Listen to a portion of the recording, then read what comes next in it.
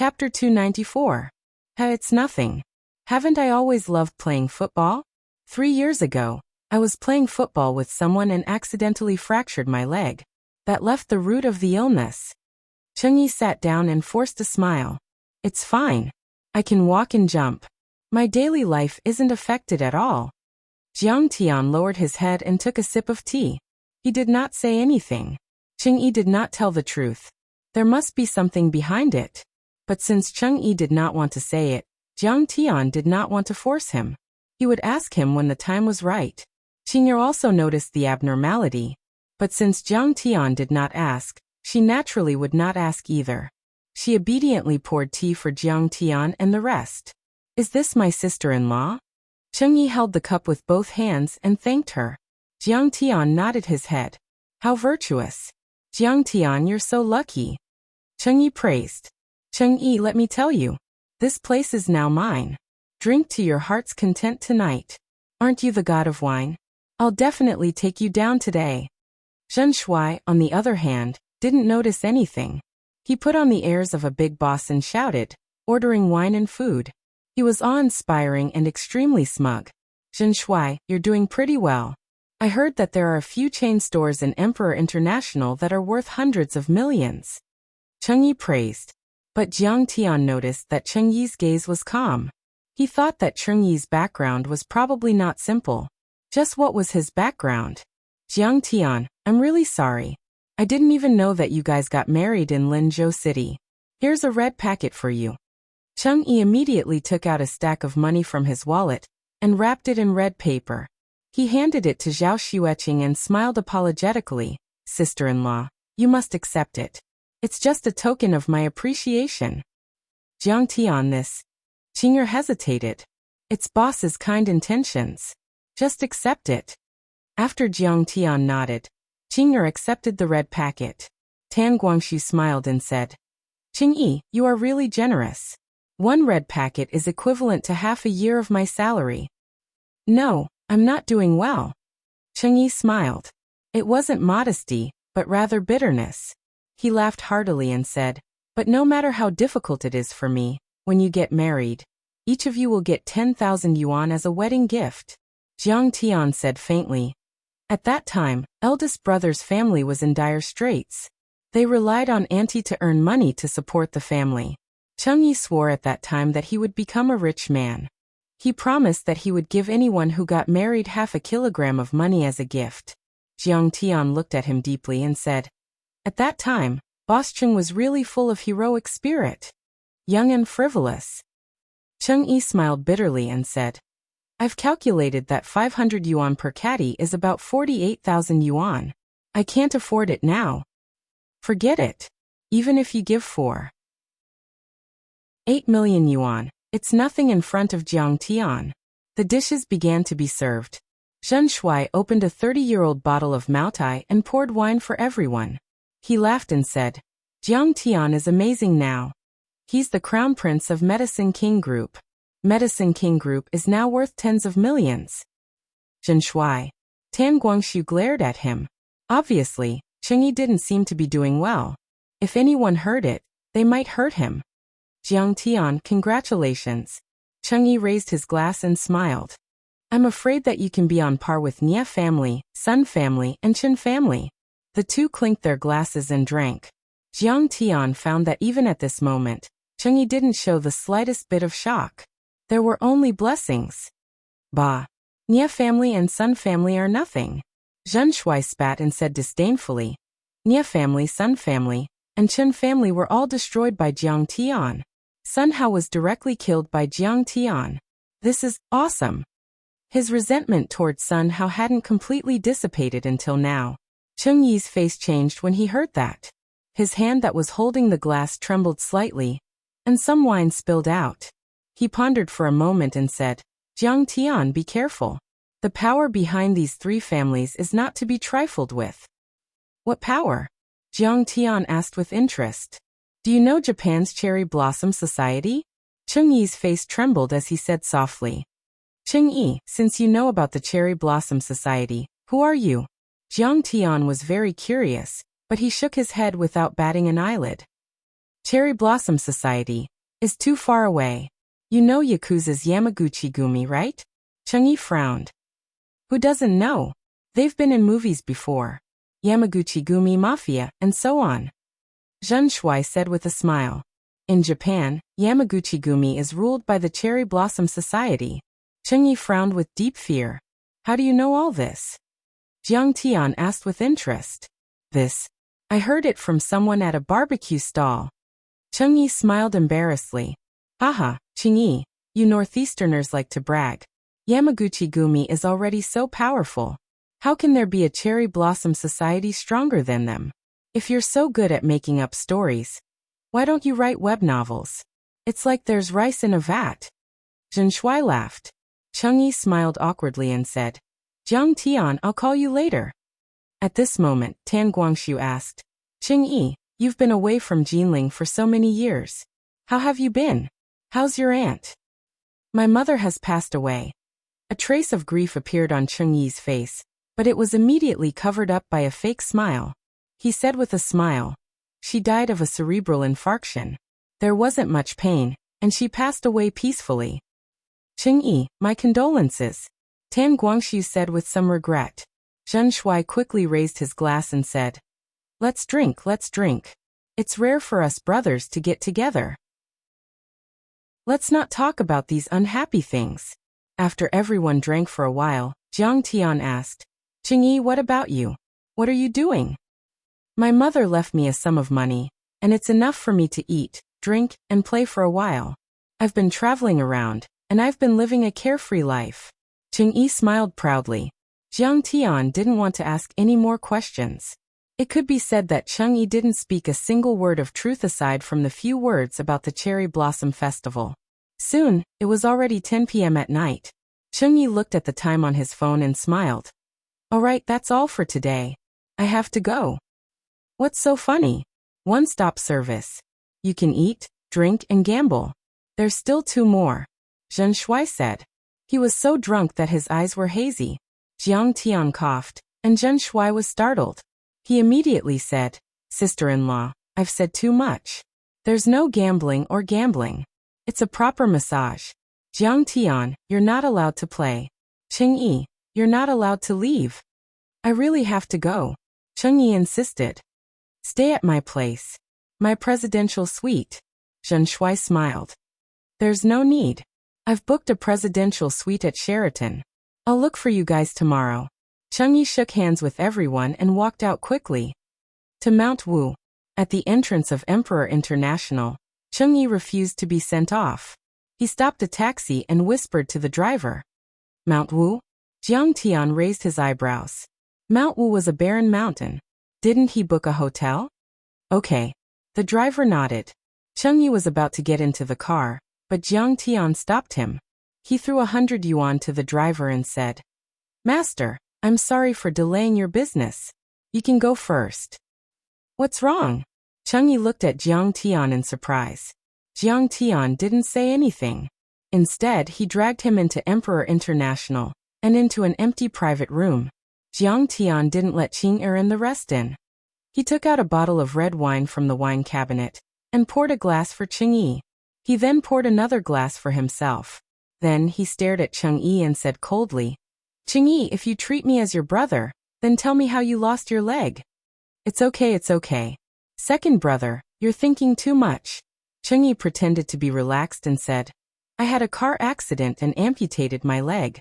I didn't want you guys to feel uncomfortable, so I didn't tell you. Jiang Tian downed the wine in his glass in one gulp. Bang. He smashed the floor and said coldly, You really don't treat me as your brother. Good, you're really good. Changyi opened his mouth to speak. His expression kept changing. Then he slumped on the sofa and grabbed his hair with both hands. He said sadly, Second brother, it's not that I don't want to tell you. I don't want you to worry. I'm also afraid that I'll hurt you. Changyi, believe me. I can definitely help you. Jiang Tian sat down and poured himself another glass of wine. He drank it in one gulp. Help me? Changyi drank a mouthful of wine and said with a bitter smile, Jiang Tian, no one in this world can help me. I've already accepted my fate. Your leg was cut off by an expert with a knife. You're actually not traveling. You're running for your life. Jiang Tian said coldly. Moreover, you're running so fast that you don't even dare to stay in a hotel. You can only sleep in the wild, right? Second brother, you've matured. Cheng-Yi smiled and finally told Jiang Tian everything. It turned out that Cheng-Yi really came from a martial arts family in the northeast, just as Jiang Tian had guessed. This family wasn't strong, but they had opened a martial arts school, and were also involved in some shipping and foreign trade. The family also had billions of assets. The Cheng family had several heirloom gems, which were said to be able to quickly improve a martial artist's cultivation. However, Cheng-Yi's father, Cheng-Yi, found that it was not the case at all. These stones didn't have any spiritual energy at all. He spent 10 years and didn't find anything unusual about these stones. So he forgot about this matter, and lived a peaceful life that stood aloof from worldly affairs. It happened when Cheng-Yi was 10 years old. Suddenly, several experts from the Yamaguchi-gumi broke into the Cheng family, and wanted to buy them at a high price. Cheng-Yi flatly refused. Although he couldn't see what was so powerful about these so-called gems, they were, after all, heirlooms. No matter how much the other party offered, Cheng-Yi was unwilling to sell them. The other party didn't agree and immediately attacked. The Yamaguchi-gumi captured several members of the Cheng family and threatened Cheng-Yi. Cheng-Yi had no choice but to give a few gems to the other party. However, the experts from the Yamaguchi-gumi didn't seem to know how to use these gems. They thought that the gems given by the Cheng family were fake, and came to harass them every few days. Cheng-Yi's cultivation was only at the peak of the iron body stage. He couldn't fight the Yamaguchi-gumi at all. He had no choice but to leave the northeast, change his name, and hide all over the country. Cheng-Yi suddenly rented a residence in the Qixia County government's residence to avoid the Yamaguchi-gumi's pursuit. When he graduated from college, Cheng-Yi suddenly left Jinling and returned to his hometown in the northeast because the Yamaguchi-gumi once again captured the fugitive Cheng-Yi. After more than 10 years of diligent study and hard training, Cheng-Yi had already reached the iron body stage. His mother's cultivation had also reached the level of internal strength. He thought he could fight the other party and rescue his father. However, the other party had brought experts from the Sakura Society this time. Cheng-Yi was no match for them at all. In the wilderness suburbs, his mother was raped and killed, his father was seriously injured, and one of Cheng-Yi's legs was cut off. Chapter 295. After he and his father escaped again, they completely gave up on the idea of revenge.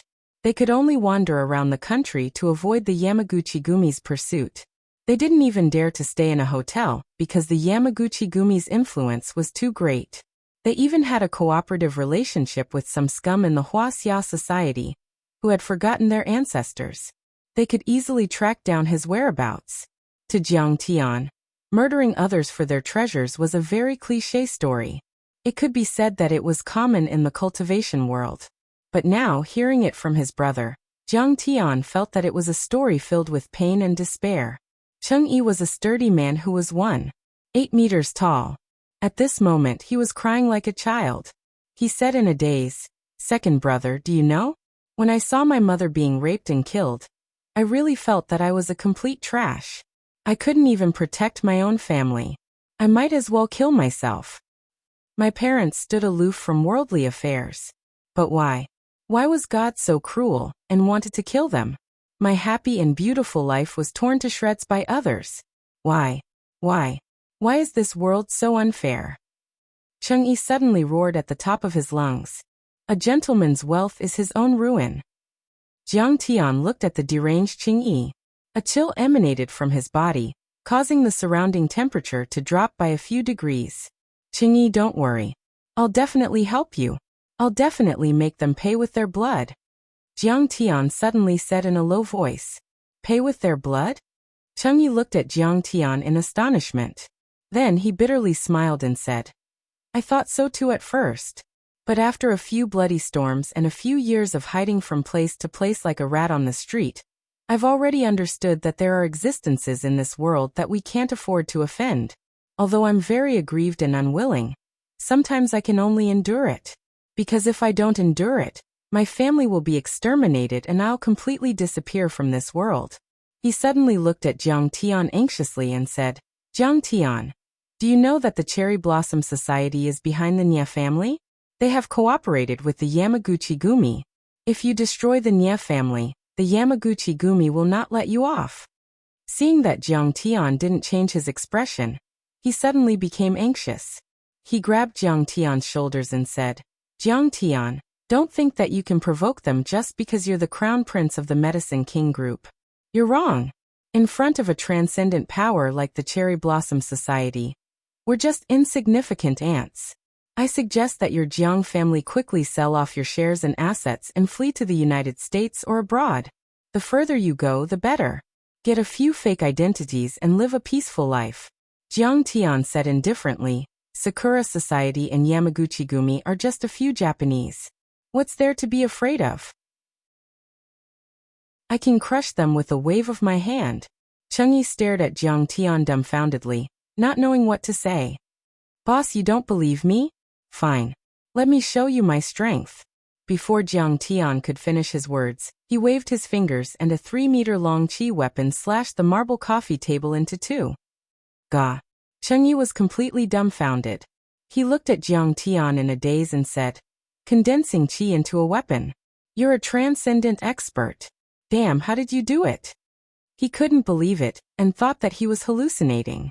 He grew up with Jiang Tian and knew Jiang Tian too well. Back then, his mother started a company, his father was a small official, and his grandfather was a very good old Chinese medicine doctor. However, it had nothing to do with the martial arts world. They were just an ordinary secular small family. Moreover, Jiang Tian's combat strength had always been terrible. He had been hanging out in internet cafes, bars, and instant noodles with girls since he was young. When he fought back then, it was usually 4 against 1. Jiang Tian was fiercer than anyone else. When it was 4 against 4, he ran faster than anyone else. In fact, Jiang Tian's role was that of a doghead strategist, a big bad guy who was in charge of coming up with evil ideas. However, everything in front of him was very real. The marble coffee table was so smooth that it could be used as a mirror to reflect a person's reflection. It was obvious that Jiang Tian's qi weapon was very sharp. You don't have to worry about that. Do you have confidence in me now?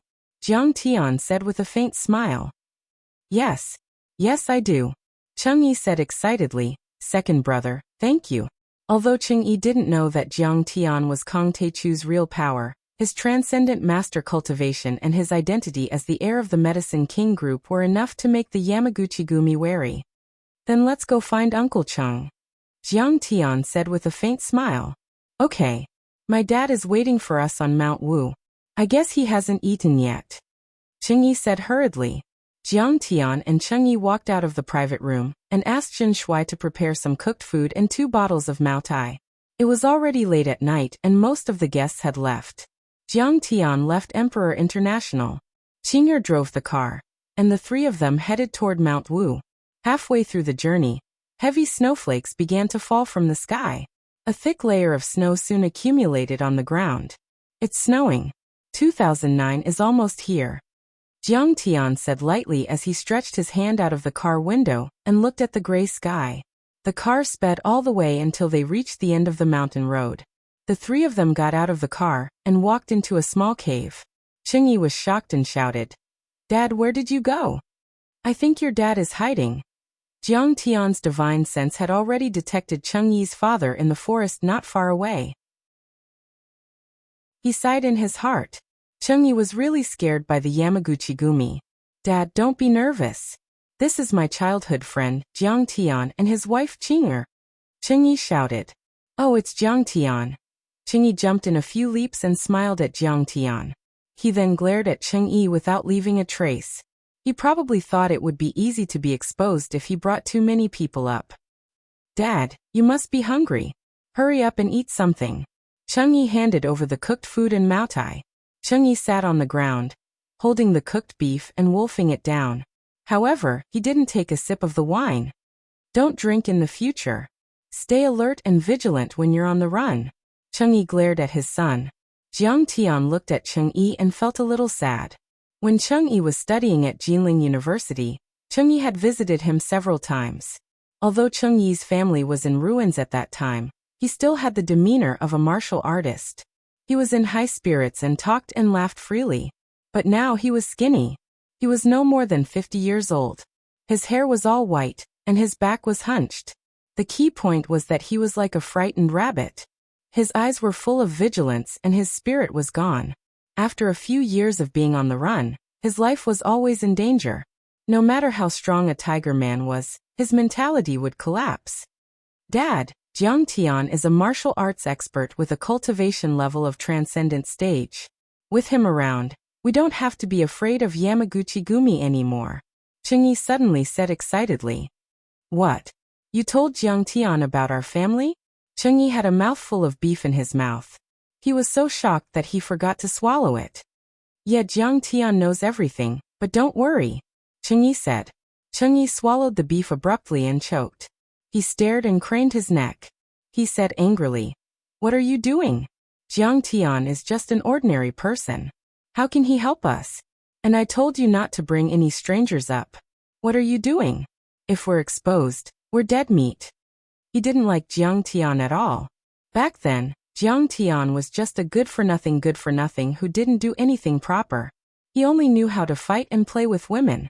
His son followed him around all day, and even delayed his cultivation. If his son didn't know him, he might have mastered his martial arts and become an inner force expert. How could he have one of his legs removed by the other party? Cheng-Yi said anxiously. Dad, Jiang Tian is really a martial arts grandmaster with a cultivation level of transcendent stage. I saw it with my own eyes. Shut up. Cheng-Yi shouted angrily and interrupted his son. He then looked at Jiang Tian and smiled. Jiang Tian, you saw it too. We're like stray dogs now. We're penniless. Cheng-Yi doesn't deserve to be your friend. Hurry up and leave. We won't cause you any trouble. Uncle, please don't say that. It's not troublesome. Qing'er smiled and said, We know what happened. Don't worry. If those Yamaguchi pigs come, my husband won't have to do anything. I can handle them alone. It's not the Yamaguchi pigs, it's the Yamaguchi-gumi. Cheng-Yi was so angry that his nose was crooked. This girl looked so pretty, but it turned out that she was an idiot. You're a delicate girl who doesn't even have the strength to truss a chicken. How can you handle the Yamaguchi-gumi powerhouses? Are you kidding me? He gnawed on the stewed bone and glanced at Jiang Tian and his wife with dissatisfaction. He shouted loudly, It seems that I didn't make myself clear. I'm afraid you'll cause us trouble. Do you think you can show off just because you have some stinky money? Money is useless. If the Yamaguchi-gumi comes, won't you drag us down? Hurry up and leave. Don't cause trouble for us. Dad, how can you say that?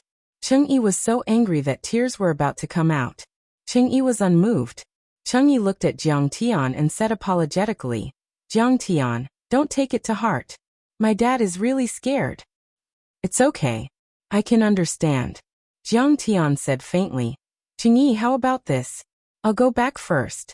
If anything happens, call me immediately. Okay. Cheng-Yi didn't know what to say, so he could only agree for now. Are you really leaving? After leaving the cave, Qing'er's heart softened. She said softly, There were people following us on the way here. I'm afraid they'll be here soon. Uncle Cheng may not be very polite, but he's probably really scared. Cheng-Yi blocked a knife for me when he was young. How can I not care? Jiang Tian smiled gently and said, Let's find a place to hide first. I'm afraid the Yamaguchi-gumi people will be here soon. The two figures flashed and disappeared into the dense forest.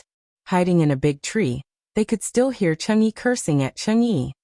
You're a good-for-nothing. Jiang Tian is an idiot. Transcendent realm cultivation, and martial Dao grandmaster? Why doesn't he go to heaven? I saw it with my own eyes. Dad, can you be a little more polite to Jiang Tian? He's my good brother. Good brother my ass. Scoundrel friends, fair weather friends, fuck off. Think about it.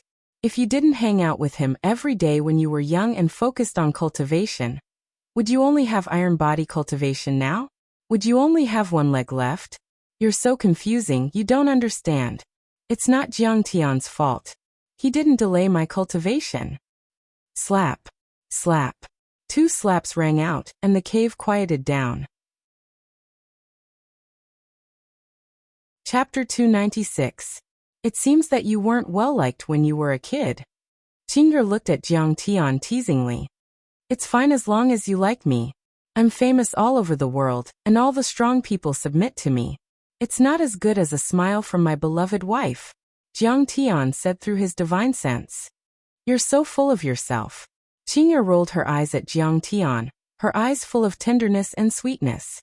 After a long time, Qingming sighed faintly and said, Go to sleep. We'll leave Jinling at dawn and head south to see if we can sneak into Southeast Asia. We'll be safe once we escape abroad. I'll cover you with a quilt. It's so cold today. Qingming whispered something and he yelled again. Just cover me. I'm not afraid of the cold. I'll cut you if you keep talking like an old woman. They waited for more than an hour. Suddenly, 2 off-road vehicles with Northeast license plates sped over. They didn't turn on the lights and drove over under the white light reflected by the snow. The vehicles stopped and the doors opened and closed silently. 8 short men got out of the vehicles and surrounded a samurai dressed in a kimono and wooden clogs. They quietly approached the cave. The 8 big men were all wearing black suits with straight collars and black trousers. They had fierce eyes and intimidating temperaments. Most of them had knife scars on their faces. At first glance, one could tell that they weren't good people. Ka-cha, ka-cha. The sound of bullets being loaded and katanas being unsheathed rang out softly. Under the reflection of the white snow, the cold light flashed. Qingyi, get up. Suddenly, Qingming kicked his son, pulled out a machete, and rushed toward the door. Qing-san, we meet again. The leading samurai had a shoehorn face and a rindan beard. He held the scabbard in his hand, and his eyes were extremely cold. Chiba Jingyi. Qingming was shocked when he saw the newcomer. His face turned pale, and he subconsciously pulled his son back a step. Chiba Jingyi was a kendo master of Beichen One Blade School and ranked in the top 30 in Japan. Japanese kendo was divided into Grand Master, Master, Swordmaster, and Swordsman according to their cultivation level. Their strength corresponded to Wuxia's immortal state, transcendent state, internal force, and iron body. Qianya Jingyi was a kendo grandmaster of the Beichen One Blade School. He was as powerful as a transcendent state grandmaster, and was able to hold his own against Wuxia's Hong Tianzhao and Mo Haoxiong. Masaichi Chiba had 2 identities. He was the president of the Yamaguchi Gumi Inagawa Kai, and a member of the Sakura Kai. The Inagawa Kai, on the other hand, had tens of thousands of desperados under its banner, controlling hundreds of clubs, custom shops, baths, and soup houses. Its assets were worth 100 billion yen, which was equivalent to 10 billion Huaxia yuan. He had a high status in Japan, and had even been elected as a member of parliament. He was on equal footing with the mayor of Osaka. Chung sang, hand over the real gem. Qianyi Jingyi straightened his back and stood there like a javelin, revealing his sharpness as he said with a hideous grin. Otherwise I can only kill you. All 5 gems have been handed over to you, Qingming said angrily. What else do you want? Do you have to kill us all? That is a lie. You cunning Huaxia monkey. You deserve to die, Qianya Jingyi said angrily. Dad, don't waste your time talking to them. Kill them and avenge my mother. Chengyi's eyes were bloodshot as he charged forward. Qianya Jingyi was the murderer who had raped and murdered his mother. Chengyi wanted nothing more than to tear him into pieces and grind his bones to dust. Qingyi, shut up. Chengming bellowed. Tears welled up in his eyes as he begged. Grandmaster Qianya, I have given you everything. If you don't believe me, you can search my luggage. He wanted revenge as well, but he knew that he was no match for Qianya Jingyi. Humph. Why would you carry such a treasure around with you? What if you hid it somewhere else? You don't want to hand it over? I think you Huaxia people are pigs. You only know how to eat but not learn. I will chop off your son's limbs and turn him into a human stick. He will beg for death. Qianya Jingyi's eyes were murderous. He slowly pulled out his long saber and slashed at Chengyi like a waterfall. The slash was like a howling wind with a series of sonic booms. The light from the saber reflected the white snow. It was as if heaven and earth were overshadowed by the cold light. It could be said that the lethality of this slash was absolutely no less than that of a martial arts grandmaster. The Cheng father and son could not resist it at all. Cheng run. At the critical moment, Cheng Ming flashed out and knocked his son more than 3 meters away. He raised his saber in front of him to block the slash. The sharp saber aura cut the machete in his hand in the blink of an eye, and was about to cut his face. In an instant, many images flashed through Cheng Ming's mind. His parents' gratified smiles when he stepped onto the iron body, his beloved wife's coquettish and shy smile on their wedding night, his martial brothers congratulating him when his son was born, and he was so happy that he bumped and jumped around like a child. Son, Dad is going to die here today. You must live well. Cheng Ming's heart was filled with sorrow and despair. But at that moment, bang! There was a loud explosion, and a white light flashed. The condensed saber aura suddenly collapsed. What? I can actually block this slash? Cheng Ming took a step back, his face full of disbelief. Huh. What kind of hidden weapon is that? It's so powerful. Qin Yejingyi, on the other hand, saw that someone had used a hidden weapon to break the saber aura. He quickly glanced around but did not see any hidden weapons. He suddenly realized that it was a snowball. The other party had broken his saber aura with a ball of soft snow. Who is it? Come out. At that moment, Qin Yejingyi was so shocked that his heart tightened. He vigilantly glanced around and shouted with full vigilance. Little Japanese, how dare you make trouble in Jinling? Do you want to die?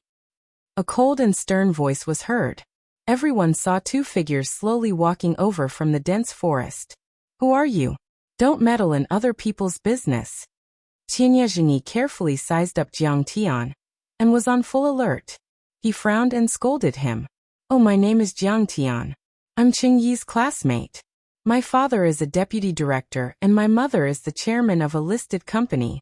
Many clubs in Jinling are my subordinates. Jiang Tian said slowly. Hee, so you're a rich second-generation heir. Huaxia's rich second-generation heirs are really as stupid as the internet said. You scared me to death. A Yamaguchi Gumi member behind him laughed while holding his stomach. Idiot. Cheng Ming secretly snorted. He thought to himself, you didn't leave when we asked you to. You're courting death, so don't blame us. With your identity, you can show off in the secular world. But that guy is a kendo master and a member of Yamaguchi Gumi. He dares to kill anyone. Since when did he care about a deputy director? Besides, you're just his son. This is really... Qin Yejingyi was also speechless. The young man was calm and bold. He thought that he had a powerful background, but after careful inspection, he found that he didn't have the unique aura of a Huaxia martial artist. It turned out that he was a rich second-generation heir from the secular world. Cheng Ming should have blocked his attack just now, not him. Forget it. I'll let you go for your father's sake. Get out of here. Qin Yejingyi waved his hand helplessly as if he was driving a fly away. After all, he was the son of an official. Once he was killed, the Huaxia government would pay close attention to it. It would be very disadvantageous for Yamaguchi Gumi's future operations in Huaxia. Let me go? What are you kidding about? Hand over the gemstone, or I'll kill you. Jiang Tian said coldly. This time, Qin Yejingyi was annoyed. He gave him face, but he didn't want it. Shoot, kill him. Qin Yejingyi gritted his teeth and waved his hand ruthlessly.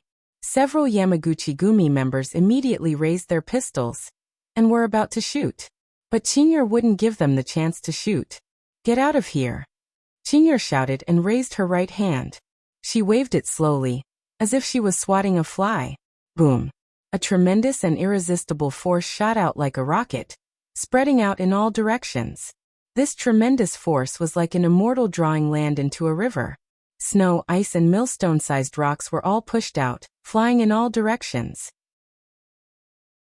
This force forcefully plowed open a large hole about 3 meters wide in the ground, extending for more than 10 meters. In front of this terrifying force that was like a bulldozer, the 8 Yamaguchi Gumi members were directly turned into minced meat. They completely disappeared on the spot, leaving no trace. Even the katanas and pistols in their hands were turned into oddly shaped scrap metal. Qing'er hated it when she attacked Jiang Tian. She didn't hold back at all with this wave of her sleeve. She fully displayed the strength of the immortal body of the stainless phoenix. Not good. The moment Qing'er made her move, Qin Yezhengyi's heart was filled with warning signs. He slashed out 10 times in a row, forming a sword aura seal, wanting to block this terrifying force. Crack. Bang. But the sword aura collapsed like paper, and he flew more than 10 meters away like a scarecrow. He staggered and fell to the ground. His kimono was torn into pieces and his clogs were gone. His skin and flesh were lacerated and dripping with blood. There was a dead silence. The father and son of the Chung family were horrified. They looked at Qing'er in disbelief as if they had seen a ghost in broad daylight. It was a mess in front of them. It was as if a bulldozer had pushed through, a heavy artillery bombardment, or a typhoon had passed through. How could such a delicate girl have such terrifying strength with just a wave of her sleeve? Amazing! Madame Zhang's real strength is probably at the peak of the transcendent state.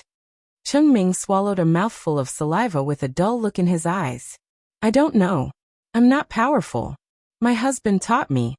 Qing'er blushed and smiled shyly. She seemed a little embarrassed.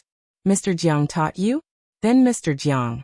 Cheng Ming looked at Jiang Tian in disbelief. He felt that his brain was not enough to process it. Qing'er was so powerful, but her cultivation was taught by Jiang Tian. How powerful was Jiang Tian? He couldn't imagine Jiang Tian's strength at all. Cheng Yi also opened his mouth wide and couldn't close it for a long time. There was a faint envy in his heart. Qing'er was so powerful and virtuous. Jiang Tian was really lucky. Your Wu Dao Grand Masters. Qiba Jingyi looked at Jiang Tian in horror and seemed to understand something. He suddenly exclaimed, Your surname is Jiang? The Medicine King group belongs to your family, right? You're Kong Teichu, the #1 master under the immortal state in Wuxia. You know what's good for you. Jiang Tian didn't deny it. You dare to kill me? I'm the president of the Yamaguchi Gumi Inagawa Kai, and a member of the Cherry Blossom Kai. I have tens of thousands of people under my command. Hearing this, Qiba Jingyi felt a chill all over his body and threatened fiercely. He hadn't decided whether to insist on fighting to the death with the Bushido spirit or turn around and run away. How dare you threaten me? You're courting death. Qing'er had already shouted. She raised her hand and flicked her finger, but the finger light missed. Cherry Blossom Kai? Humph, so what? We'll kill as many as you come. Chapter 297. How dare you kill me? Qiba Jingyi roared as he lowered his body into a horse stance. His feet sunk 3 inches into the ground, and he swung his katana wildly, sending out several sharp blade auras to block the attack. These katana projections seemed to be able to cut through metal, but they were all useless in the face of the immortal body of the immortal Phoenix Maiden. Bam! The katana projections and katana instantly shattered as if they had been hit by a high-speed bullet train. Boom! Qiba Jingyi was struck in the chest by the finger projection, and he spat out a mouthful of blood before falling to the ground like a dead dog. His chest was shattered, and his bones were exposed. He had completely lost the ability to fight back. Uncle Cheng Qingyi, don't you hate him? Now is the time for revenge. Go. Jiang Tian said calmly. Cheng Yi picked up a machete and stepped forward. Fuck you, Japanese. Didn't you say you were going to turn me into a human stick? Come on. Chin-san, I know I was wrong. Spare me just this once. Qiba Jingyi begged pitifully. Fuck, so you Japanese also know how to beg for mercy. Where's the spirit of a samurai? Cheng Yi roared viciously as he swung his machete. One of Qiba Jingyi's legs was chopped off, and blood gushed out like a fountain amidst a blood-curdling scream. This is retribution for killing my mother. Cheng Yi's body was covered in blood as he swung his machete again. Boom. Qiba Jingyi's other leg was also chopped off. Don't kill me. Spare me. I'm begging you. He let out a blood-curdling scream as his entire body trembled in pain. However, his arms and hands were still struggling to crawl away, and the blood gushing out of his wounds left streaks of bright red on the snowy ground. Aren't you badass? Aren't your Yamaguchi Gumi mighty? Don't beg for mercy. Stand up and fight me. Cheng Yi's eyes were bloodshot as he chased after Qiba Jingyi and chopped off his right arm. Ow. Chiba Zhengyi let out a blood-curdling scream as his eyes rolled back and he fainted from the pain. Coward, this won't do. Chengyi stabbed Qinya Zhengyi's chest again and again, almost turning him into a pile of minced meat. Then he knelt on the ground and kowtowed towards the northwest. He wailed, "Mother, I've finally avenged you. Mother of my child, if you know this in the underworld, you can rest in peace." Chengming also knelt on the ground, tears rolling down his cheeks. Whoosh. When the two of them were almost done venting their emotions, Jiang Tian casually shot out a few fireball talismans, burning the corpses into ashes. "Uncle Cheng, do you dare to stay in a hotel now?" Jiang Tian looked at the stunned father and son of the Cheng family and asked with a smile. "With you here, what are we afraid of?" Chengyi stood up and grinned, revealing his white teeth. Chengming asked with a shocked expression, "Jiang Tian, he just called you Kong Te Chu. You're Master Kong." "Yes, it's me." Jiang Tian smiled faintly. "So it's Master Kong. I didn't recognize your face. Please forgive me." Chengming broke out in a cold sweat when he heard that. He became even more respectful and pulled Chengyi to kneel before Jiang Tian. He was just a martial artist with initial success in internal force. Compared to Jiang Tian, who was invincible in Wuxia, he had no power to fight back. Qinya Zhengyi was so powerful that he was equivalent to a martial arts grandmaster in Wuxia. He was much stronger than Chengming, but Jiang Tian's wife killed him with a finger. What about Jiang Tian, who taught Zhao Xueqing his cultivation? Chengming didn't dare to imagine. In particular, he was quite disrespectful to Jiang Tian just now. It was said that a grandmaster couldn't be insulted.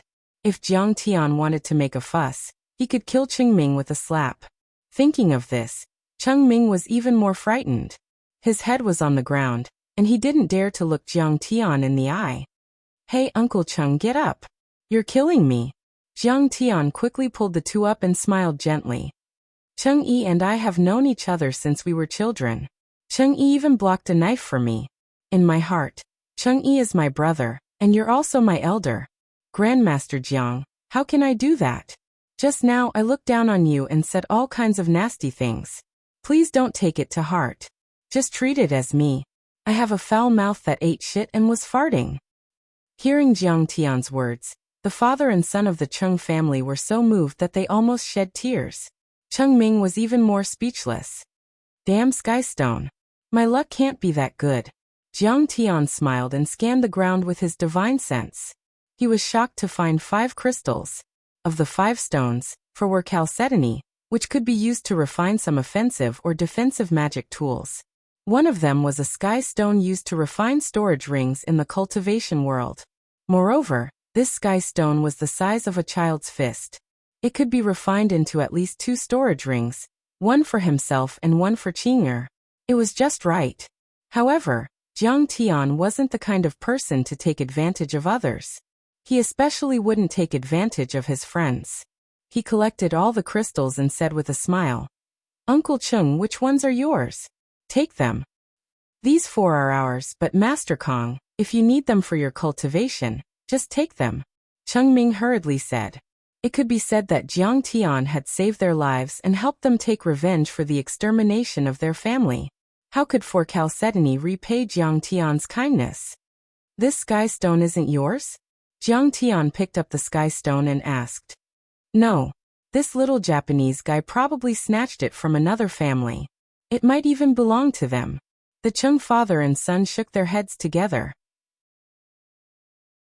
"Well, I'll keep this sky stone and help you carve the remaining 4 into magic tools. I'll give them to you tomorrow. Let's go," Jiang Tian said with a smile. Soon, Qing'er drove the car and sent the 2 of them to Emperor International. Jiang Tian left and made an appointment to meet the next day. Chengming respectfully escorted Jiang Tian to the parking lot and watched as Jiang Tian and the others drove 100 meters away. Only then did he heave a sigh of relief and say, "Oh my God, we really came close to the gates of hell today." He turned his head and looked at the dazed Cheng-Yi. He patted him on the shoulder and sighed. "Son, you have to understand that Master Kong is not on the same level as us. Even if our family is at its peak, we're just ants and dust compared to Master Kong." "Is he really that powerful?" Cheng-Yi asked with a complicated expression. The #1 Grandmaster on the Divine List in Wuxia, and the leader of the Heavenly Alliance. He overpowered many powerhouses in Southeast Asia, and forced the powerhouses of the Dark World to retreat to Big Turtle Island.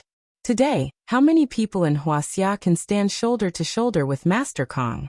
Cheng Ming was deeply moved and said meaningfully, when you see Master Kong in the future, you can no longer call him brother. It's already your great fortune, and our family's blessing that you got to know him when you were young. In China, who knows how many people want to meet Grandmaster Jiang, but it's difficult. What's the Heavenly Alliance? Cheng-Yi was puzzled. Cheng Ming stepped on the snow and pulled his son toward the hotel lobby. He said, there's a Heavenly Alliance headed by Master Kong. Its members are all Grandmasters including Huqing Tian, Wei Feilong, and Zhao Yuankuan. What about the Yamaguchi-gumi? Cheng-Yi was a little worried. Yamaguchi-gumi is nothing. Cheng Ming curled his lips and said disdainfully, with Master Kang's strength, it's fine if he doesn't touch them. But once he does, he'll beat them to a pulp. If the Yamaguchi-gumi knows that our Cheng family is now under Master Kong, they'll be scared to death. Master Kong is now the #1 on the Divine List. At this time, Jiang Tian had returned to his villa, and was laughing so hard that his mouth almost reached his ears. Why are you smiling like a fool? Qing'er asked curiously. My dear wife, this is a treasure. Jiang Tian introduced it with a smile. This stone is so magical? Qing'er couldn't believe it, and then said with a smile, that's great. It'll be very convenient for you to carry a flying sword in the future. Jiang Tian immediately began to refine it with Qing'er. Jiang Tian's demonic flame attack was very powerful, but when it came to refining weapons, it was actually inferior to Qing'er's Li Fire. Li Fire was comparable to the Samadhi True Fire. It was very powerful in terms of killing, refining weapons, and refining pills. She had no choice but to pull Qing'er along and have her spit out Li Fire to help. First, she used Li Fire to melt the stone, remove the impurities, and further condense it. Then, she cooled it under the control of her divine sense to form a ring embryo. Then, she engraved various concealment and spatial arrays. When the sky turned white, it finally took shape. How big is it inside? Zhao Xueqing asked curiously. Jiang Tian scanned inside with his divine sense and said, yours is more than 300 cubic meters. Mine is dozens of cubic meters. 300 cubic meters. Isn't that the size of a house? Qing'er's eyes widened. Jiang Tian nodded. He thought to himself, this isn't considered big. In the outer space, the storage bags and interspatial rings of some powerful cultivators can even hold a mountain. No, honey, this is not good. Qing'er said. Why don't you wear the big one? Jiang Tian quickly shook his head and said, dozens of cubic meters is enough for me. I only need to store elixirs and magic weapons. You can also store some clothes, cosmetics, and so on. Girls have a lot of things. Besides, this style doesn't suit me. I'll laugh to death if I take it out. According to Qing'er's suggestion, Jiang Tian made Qing'er's storage ring into a little white rabbit. Because Qing'er was a rabbit, Jiang Tian would be too sissy to wear such a style. Then I'll see if I can put the white ape-bone zither in it. Qing'er silently chanted an incantation, and moved her divine sense. Suddenly, the white ape-bone zither disappeared with a whoosh. Wow. This is fun. This is so fun. Can it transform into a living person? Qing'er laughed. That won't work. The storage space can't store living things. Otherwise, their life will be cut off. Jiang Tian laughed. Honey, I'll try putting a Rolls-Royce in it. Qing'er happily ran to the yard to play. Although making the storage ring consumed a lot of true essence and divine sense. And Jiang Tian was a little tired. Since he had promised the father and son of the Cheng family, Jiang Tian kept his promise. He forced himself to continue carving the jade essence. At noon he finally finished carving. Jiang Tian swallowed an elixir and meditated for a while to recover his true essence and divine sense as much as possible. During dinner, Jiang Tian went to the Emperor Club where the father and son of the Cheng family were staying. He planned to give them the 4 jade talisman magical items.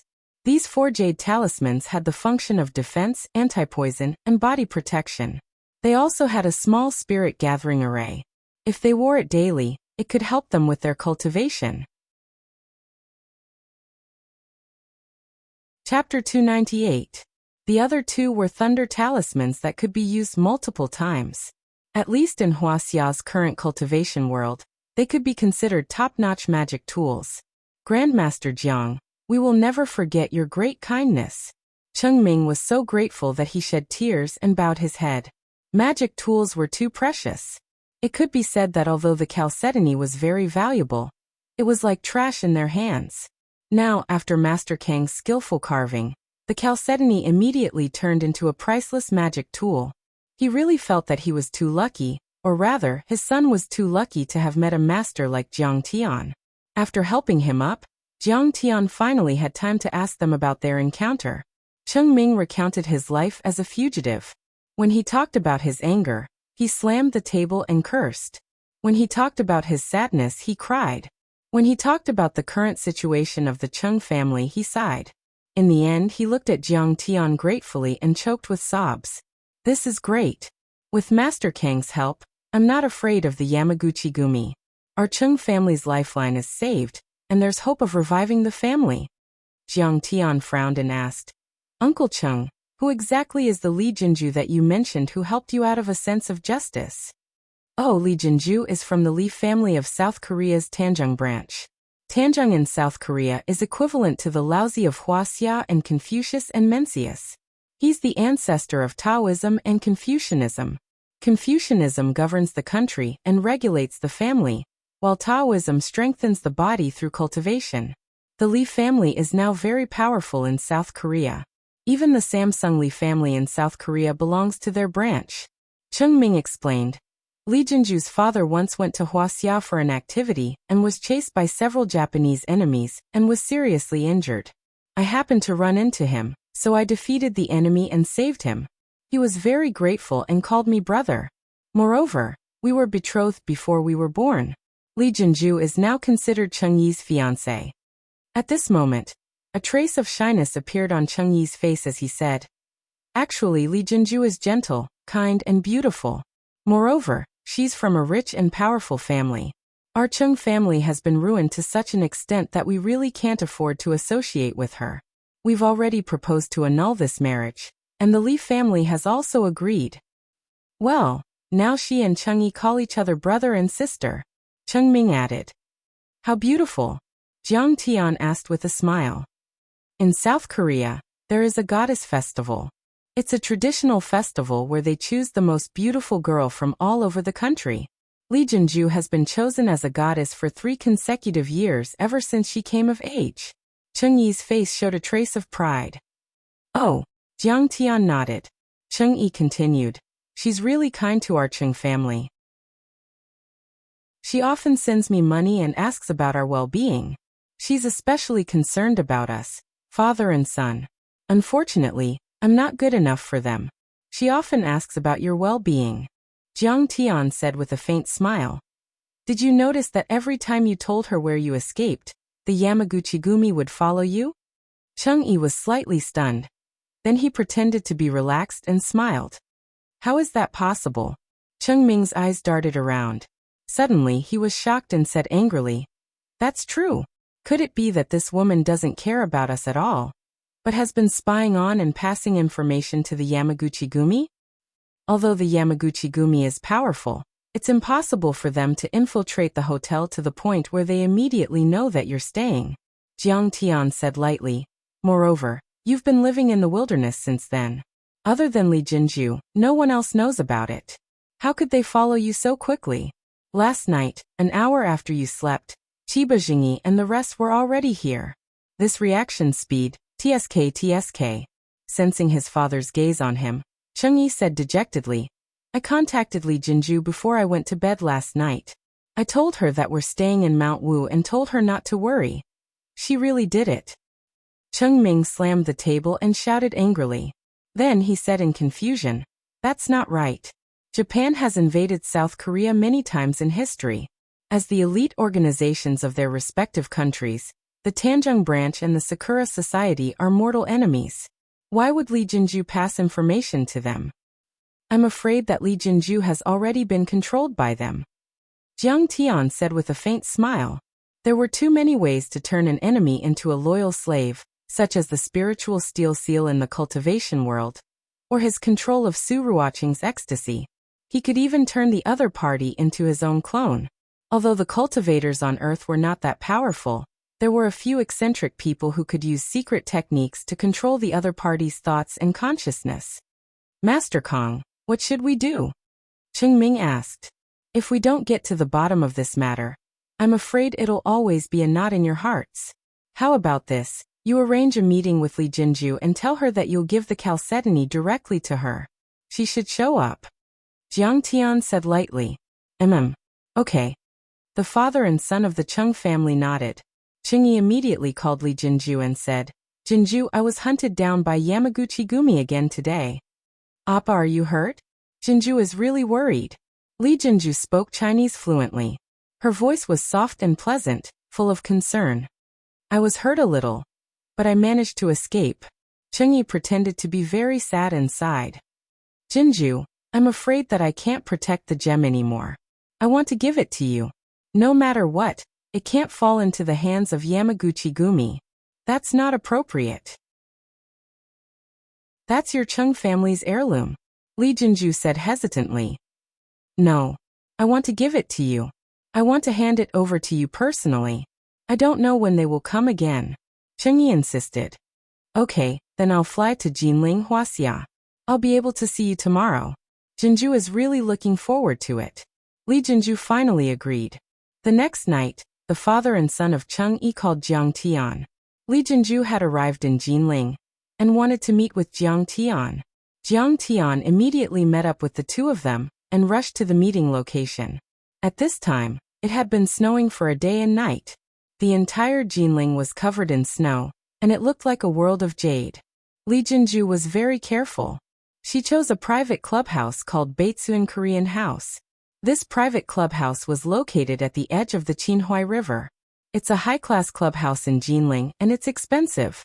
In Jiang Tian's view, this should be a stronghold of the Li family or Li Jinju. The interior of the clubhouse was built according to South Korea's classical architectural style.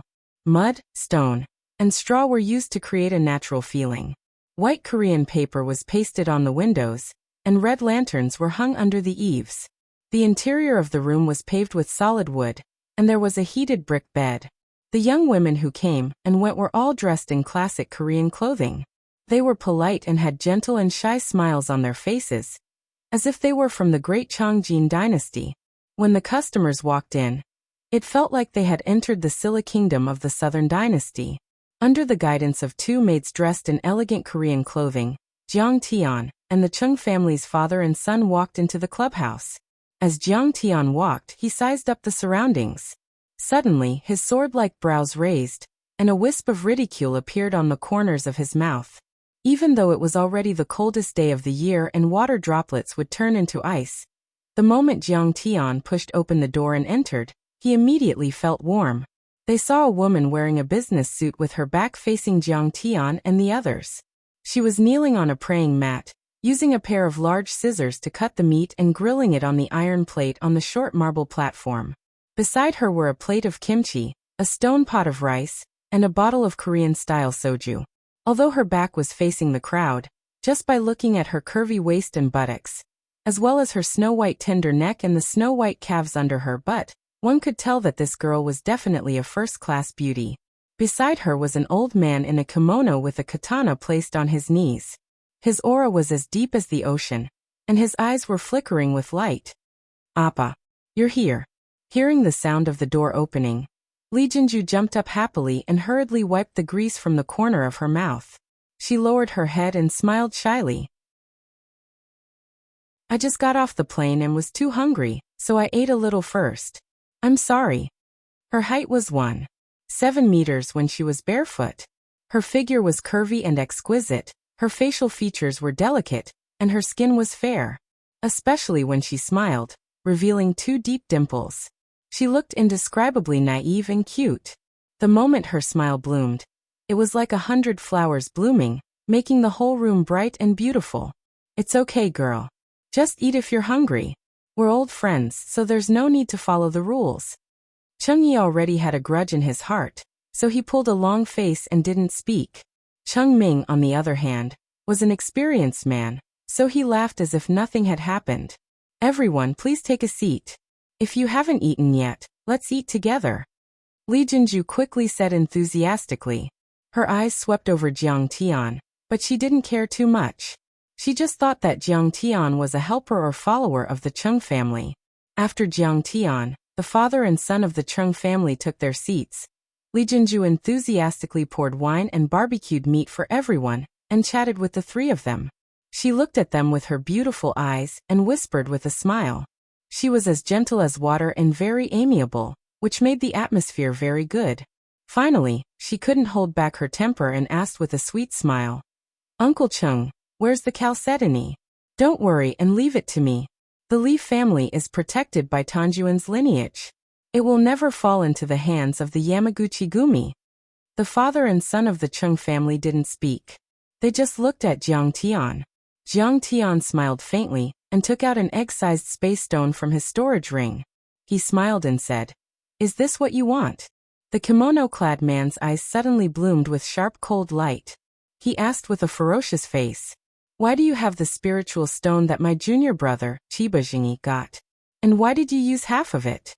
When the samurai said this, the father and son of the Cheng family realized that Li Jinju was indeed in cahoots with the Yamaguchi Gumi. The two of them couldn't help but be angry. However, they knew that they had to rely on Jiang Tian today, so they could only suppress their anger and watch coldly from the sidelines. "Idiot, this is called the Space Stone. It can be used to make storage magic treasures." Jiang Tian said lazily, "That's right. I killed that bullshit Chiba Jingyi. I have already used this space stone to make a storage ring. This is all that's left." Jiang Tian flipped his hand, and the small piece of space stone immediately disappeared without a trace. It was stored in his storage ring. At this moment, Chiba Jingyi's sinister eyes suddenly became greedy and scorching. He was so excited that his whole body trembled. "Storage ring, this is a storage ring. I never thought that such a magic treasure existed in this world." Chapter 299. In the cultivation world, almost everyone had one or even a few space-type magical treasures. It was very common. But on Earth, it could be said to be a priceless treasure. It had never appeared in modern times. First of all, Dharma treasures were hard to come by. Second of all, even if you could find the materials, only a handful of people could make it. This kind of Dharma treasure was too coveted. It could be said to be a great cheating device. For example, if an ordinary person met a transcendent grandmaster, the transcendent grandmaster would let his guard down. However, if an ordinary person were to pull out an assault rifle from his storage ring, the transcendent grandmaster would be killed instantly. Chiba Masao was looking for the so-called chalcedony, because he wanted to refine this kind of magic treasure. He knew how great the benefits of having such a storage ring were. It could be said that with his great success in kendo, he could almost do whatever he wanted in the world. "Mr. Jiang, give this treasure to Mr. Chiba. Otherwise, you will die a horrible death." Seeing Chiba Masao was about to make a move, Li Jinju signaled him to stay put and tried to persuade him with a smile. Chiba Masao suppressed his desire to kill and steal the treasure. His eyes were burning with murderous intent as he glared at Jiang Tian. After all, they were in Wuxia, a busy city with many surveillance cameras. Even if he could escape unscathed after killing Chun Fan, he would still be targeted if he wanted to move about in Wuxia. "Is that so? Why can't I see anything special about him? He is just an old man." Jiang Tian took a sip of wine and said lightly, "Humph. He is a kendo grandmaster of the Beichen one-blade style, and a phenomenal success-level kendo grandmaster. He can even stop a waterfall with one slash. Is your neck that hard? Aren't you afraid of his chrysanthemum leaf tattoo pill?" Li Jinju lifted her chin, revealing her slender neck. She looked at Jiang Tian as if she was looking at an idiot. He is that so? As far as I know, the best swordsman in Japan is called a great teacher.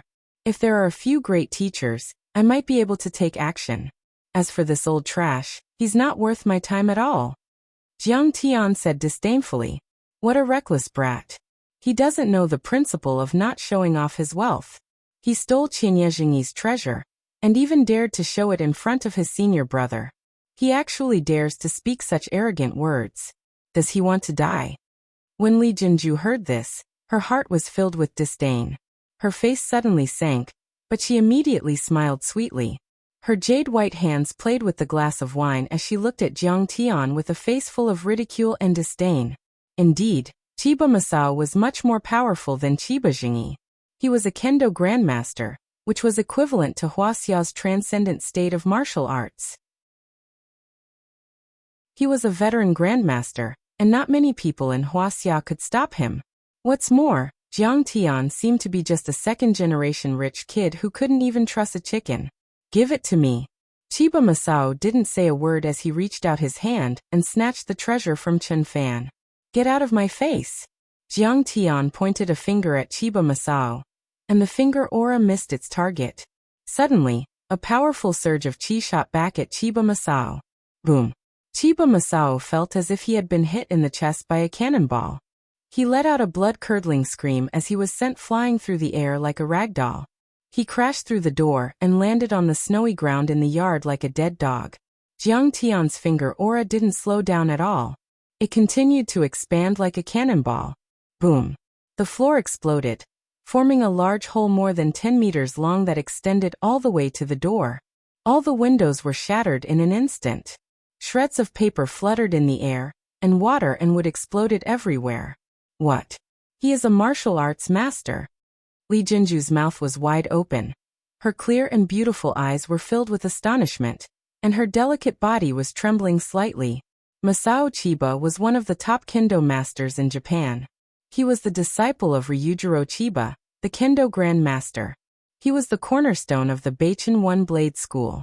There were only a handful of kendo grandmasters in Japan who could defeat him. However, Jiang Tian had easily knocked him away.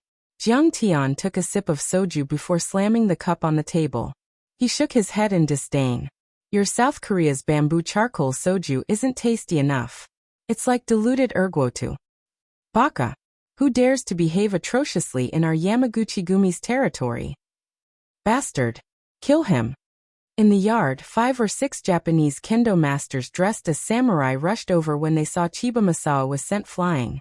There were also Yamaguchi-gumi members in black shirts and pants. Some of them were holding pistols while others were holding swords.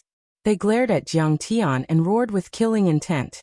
Chiba Masao struggled to his feet with the help of a disciple. He shook his head and gripped the hilt of his katana tightly. He glared at Jiang Tian and roared. Baka. Hand over your storage ring and jade essence or I will kill you.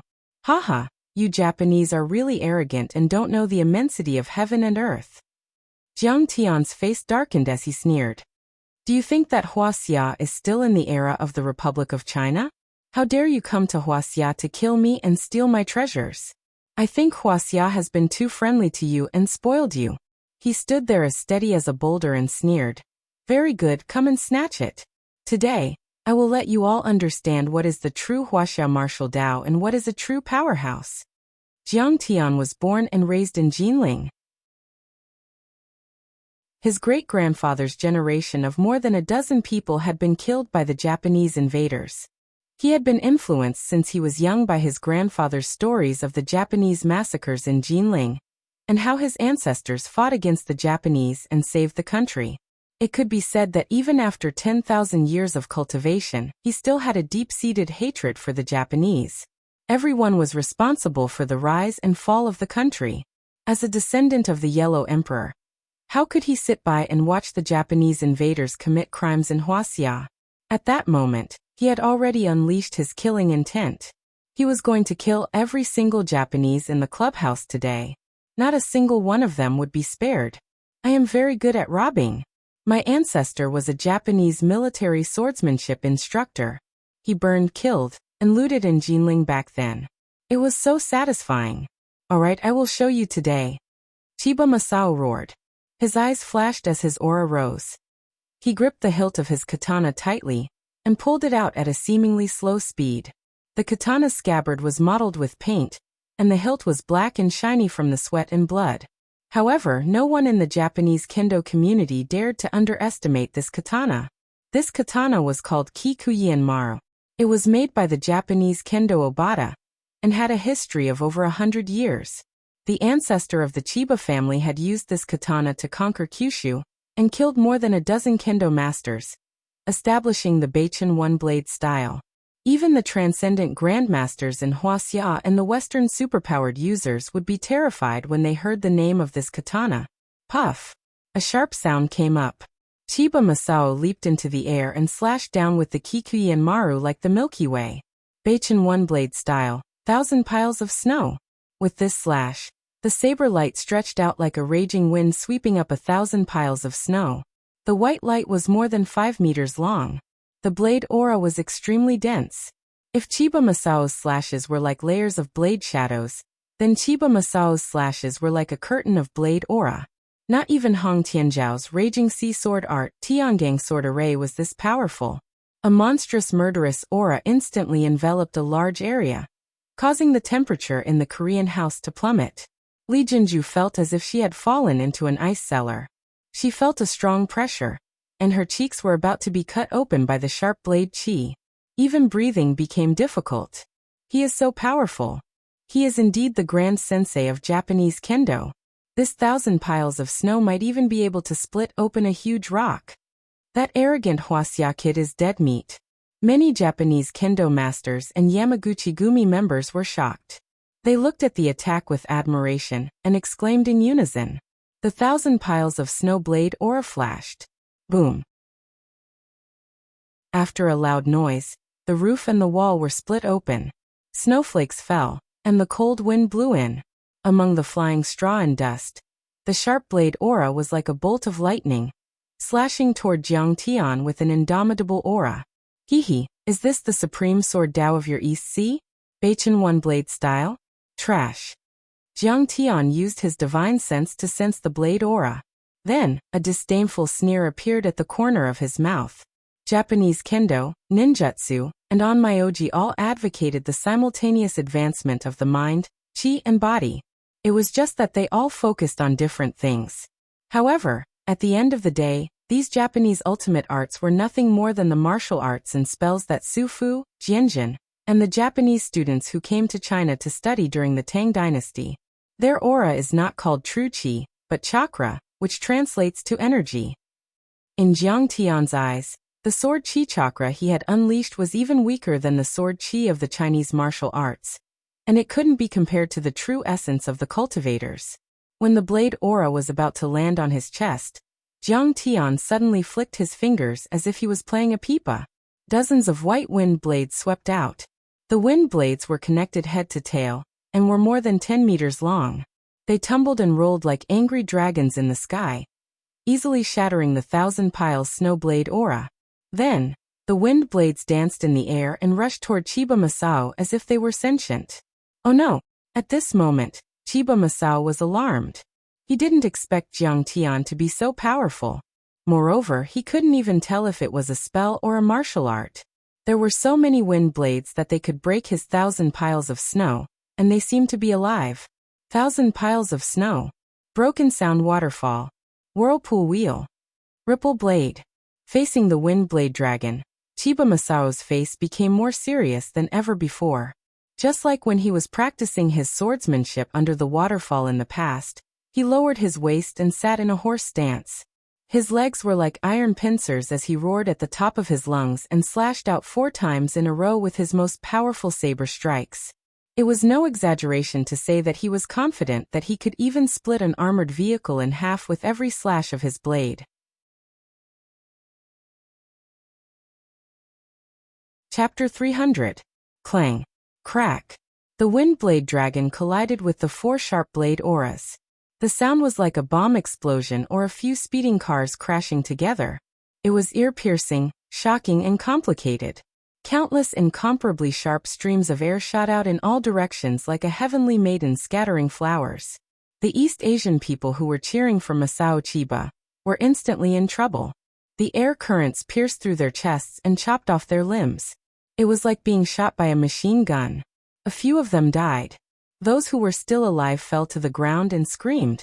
Wuxia's martial artists are so powerful? Who are you? Chiba Masao was like a bloody gourd. He was covered in blood and slowly fell to the ground. His eyes were full of unwillingness. Let me tell you, my other name is Kong Taechu. Jiang Tian took a sip of wine with an extremely calm expression. It was as if killing a grandmaster swordsman whose name shook Japan was as simple as casually swatting an ant. Jiang Kong Taechu. So I died in your hands. I'm convinced. A look of shock suddenly appeared on Chiba Masao's face. His entire body convulsed violently. His head tilted to one side and he died. Cheng-yi, kill those people in the courtyard. You can leave first. Jiang Tian said calmly. As long as they could figure out Li Jinju's true identity and cut off her connection with the Sakura Society and Yamaguchi-gumi, the Cheng father and son would be safe. Yes, Master Kong.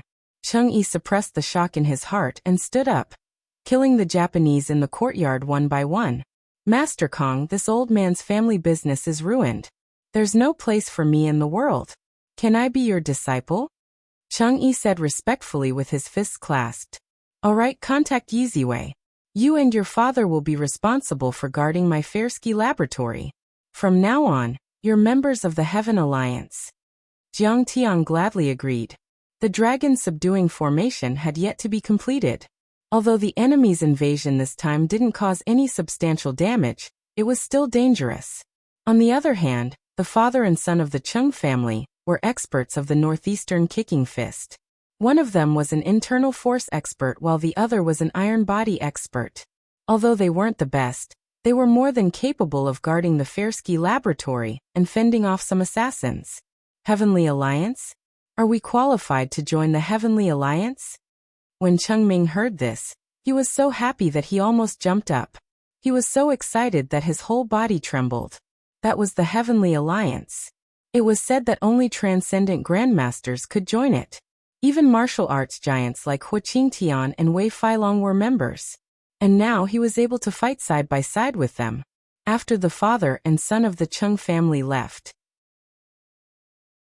Jiang Tian leisurely looked at the trembling Li Jinju and said indifferently, Li Jinju, you repaid kindness with enmity to the Cheng family's father and son. You deserve to die. Master Kong, please spare my life. When Li Jinju heard this, her delicate body trembled violently. Her eyes were full of fear. She prostrated herself on the ground and kowtowed. Master Kong, as long as you don't kill me, I'm willing to follow Master Kong for the rest of my life. I'll be loyal and will never betray you. I don't want to frame the Cheng family, but I don't know why I can't control myself at all. Well, that's why I didn't kill you. Jiang Tian smiled faintly. Suddenly, he opened his 5 fingers and grabbed at Li Jinju's body. Come out!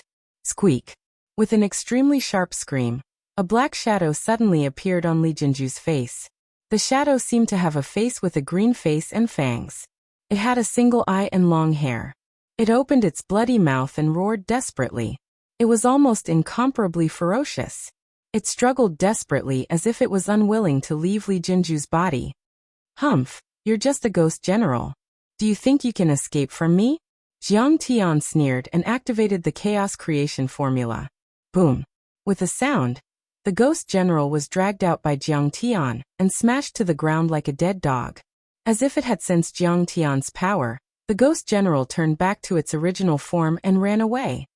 You still want to run away? Do you think you can run away? Jiang Tian opened his mouth and sucked in abruptly. Let go of me. The ghost general struggled in vain for a while before it collapsed into a cloud of black mist. Jiang Tian used the chaos creation formula and sucked it into his mouth like a whale swallowing a cow. What is this? Why is it in my body? Li Jinju was dumbfounded and her face turned pale.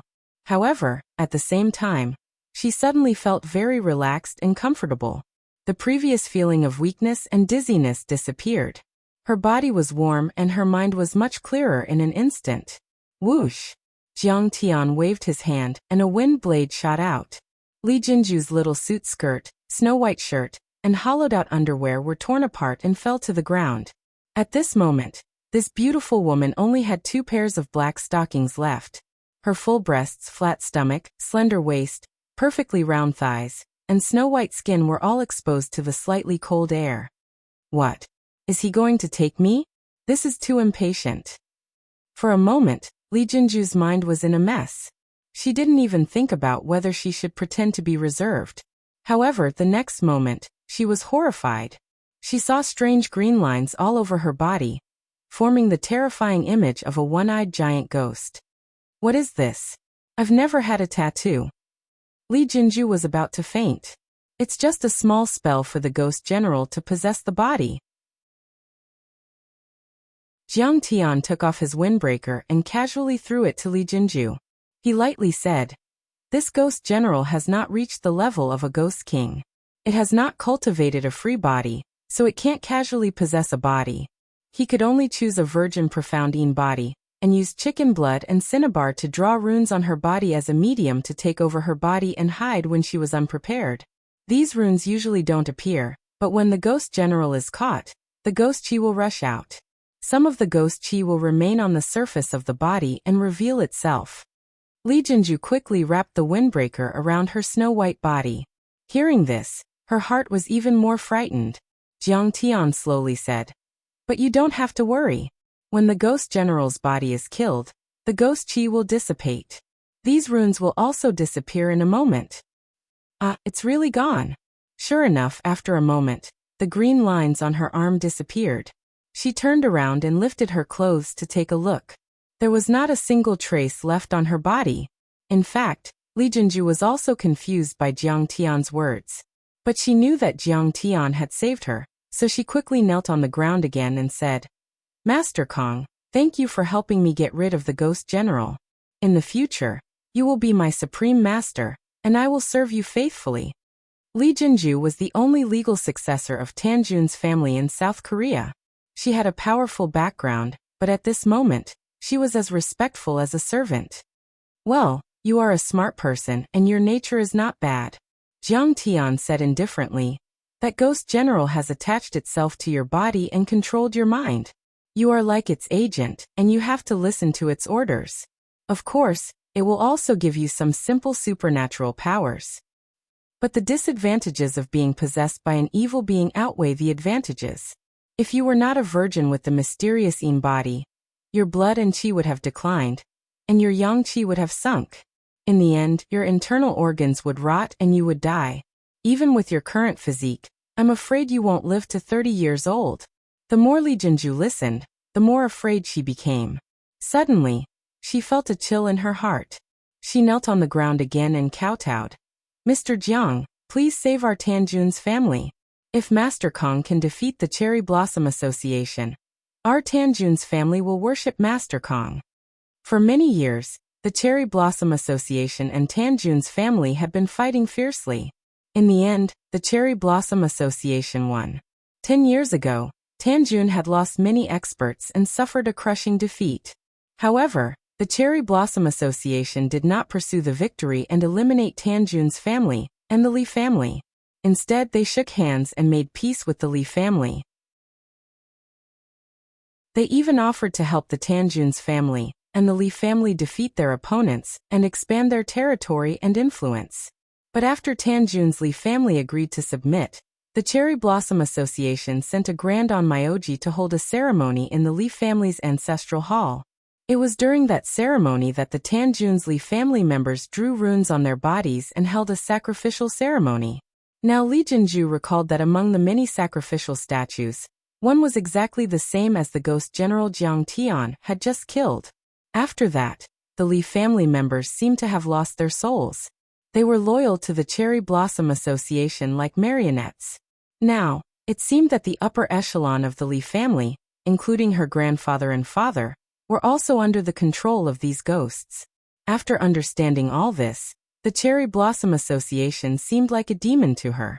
They were terrifying and powerful, and she was no match for them. And Jiang Tian was the #1 martial arts grandmaster on the divine roll in Wuxia, a terrifying existence who was ranked 3rd on the Imperial Slayer's roll. Even Apollo, one of the 12 sovereigns, was no match for him. How could she cling to such a thick thigh? "I don't have time right now. After the Spring Festival, I'll go with you to South Korea and help you eliminate the Cherry Blossom Association." Jiang Tian said coldly, "Master Kong, Our Tanjun's Li family really can't wait. Li Jinju pleaded with tears on her face. Li Jinju, what does the Li family's survival have to do with me? Jiang Tian smiled coldly. I'm already being very generous by being willing to help. What right do you have to ask me to do it as soon as possible? Yes, Master Kong. Li Jinju was startled and quickly knelt on the ground.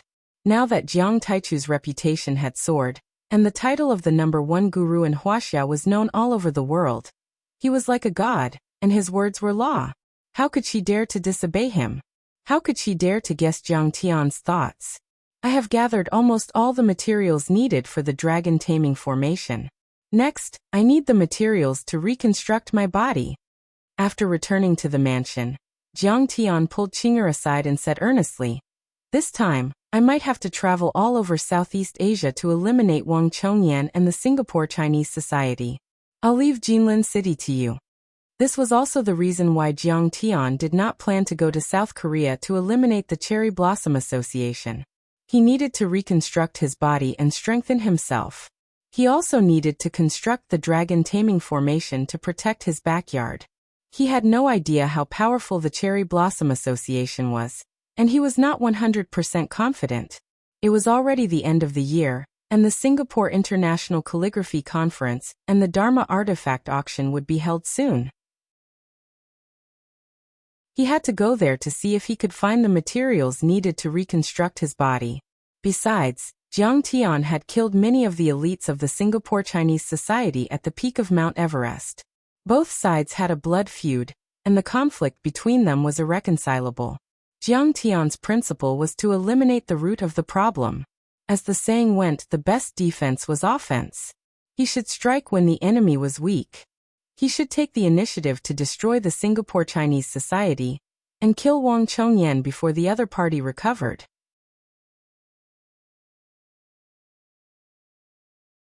Chapter 301. Don't worry, honey. I'll take care of everything here in Jinling. Nothing will go wrong. Qing'er smiled warmly. Her eyes were filled with determination. In the past, it was Jiang Tian who had been protecting her. Now that her divine body had awakened, she could finally protect the Jiang family. Okay, then I'll leave tomorrow. Jiang Tian took out the iron shuttle from his storage ring and handed it to Qing'er. This can also be used as a flying Dharma artifact. It has refined your divine sense. If you want to find me, just follow the divine sense imprint on me and find me directly. My physical body can break the sound barrier. With this shuttle, I can fly at a speed of more than 1,000 kilometers per hour. I'll be right next to you in about 3 hours. Zhao Xueqing put the shuttle into her storage ring and smiled. The next day, Jiang Tian declined his family's offer to send him off. He did not bring any attendants. Accompanied by Qing'er, Jiang Tian arrived at the Jinling International Airport. It was only a few days before the Spring Festival. There were many tourists traveling to Southeast Asia. Fortunately, the Jiang family was a VIP customer of Southeast Airlines. Otherwise, it would have been difficult to book a ticket. After entering the VIP lounge, Jiang Tian and Qing'er drank coffee and ate a simple meal. They talked in low voices. It was very peaceful, but also very beautiful. Jiang Tian, why are you here?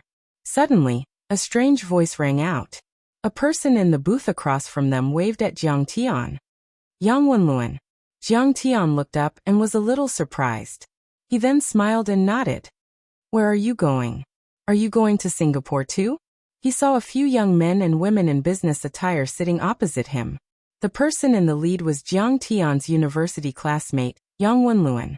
However, Jiang Tian was in the same year as him, but they were not in the same major. It was more appropriate to call him an alumnus. He remembered that Yang Wenluan's hometown was in Zhonghai. His family owned a ship parts factory and had tens of millions of assets. He was also a famous figure in the Renda College of Jinling Pharmaceutical University. Renda College was a second-class college, and its students were all the children of the rich and the officials. Most of them were proud and arrogant. Jiang Tian and he were both conspicuous playboys, so it was inevitable that there would be conflicts and friction between them. However, compared to Jiang Tian at that time, he was far inferior. At that time, the market value of the Medicine King Group was in the billions, while the net worth of the Jiang family was about 1 billion yuan. When Jiang Tian was a teenager, it was also when Jiang Wanqing was working hard to start her own business. She was busy with her career and inevitably neglected to take care of him. Therefore, out of compensation, Jiang Tian had a lot of pocket money in university. Jiang Tian had money and was a local tyrant in Jinling. Therefore, in several confrontations with Jiang Tian, Yang Wenluan was always at a disadvantage. He was beaten by Jiang Tian many times, and his face was covered in dirt. In fact, at that time, the two of them only had some small grudges. They fought over the basketball court and the girls. However, Jiang Tian's attacks on him were ruthless. The most ruthless one time, Jiang Tian took care of a girl he was pursuing, and even sent a video of them in bed. Yang Wenluan was so angry that he wanted to fight Jiang Tian to the death. Jiang Tian felt a little apologetic toward Yang Wenluan. Yeah, I'm going to Singapore to sign a contract. It's a 20 billion yuan ship parts processing contract. Yang Wenluan was dressed like a businessman. He was wearing a snow-white shirt, straight pants and shiny leather shoes. He walked over with a cup of coffee and smiled proudly. He had a deep grudge against Jiang Tian. At that time, Jiang Tian relied on his family's stinky money to flaunt his power and bully men and women. Even he was bullied to the point where he couldn't raise his head. However, it was different now. Their Yang family's shipyard had assets in the billions. How could Jiang Tian compare to him? 20 billion? It's indeed a huge contract. The net profit should be around 1 billion, right? Jiang Tian didn't mind Yang Wenluan's bragging. He chuckled and gestured for Yang Wenluan to sit down. 1 billion? Are you kidding me? This is a heavy industry, a capital-intensive enterprise. Of course, the profit won't be ordinary. At least 3 billion in profit. Yang Wenluan sat down opposite Jiang Tian and smiled faintly. How's your family's pharmacy business? I guess it's a national chain now, right? Pharmacy?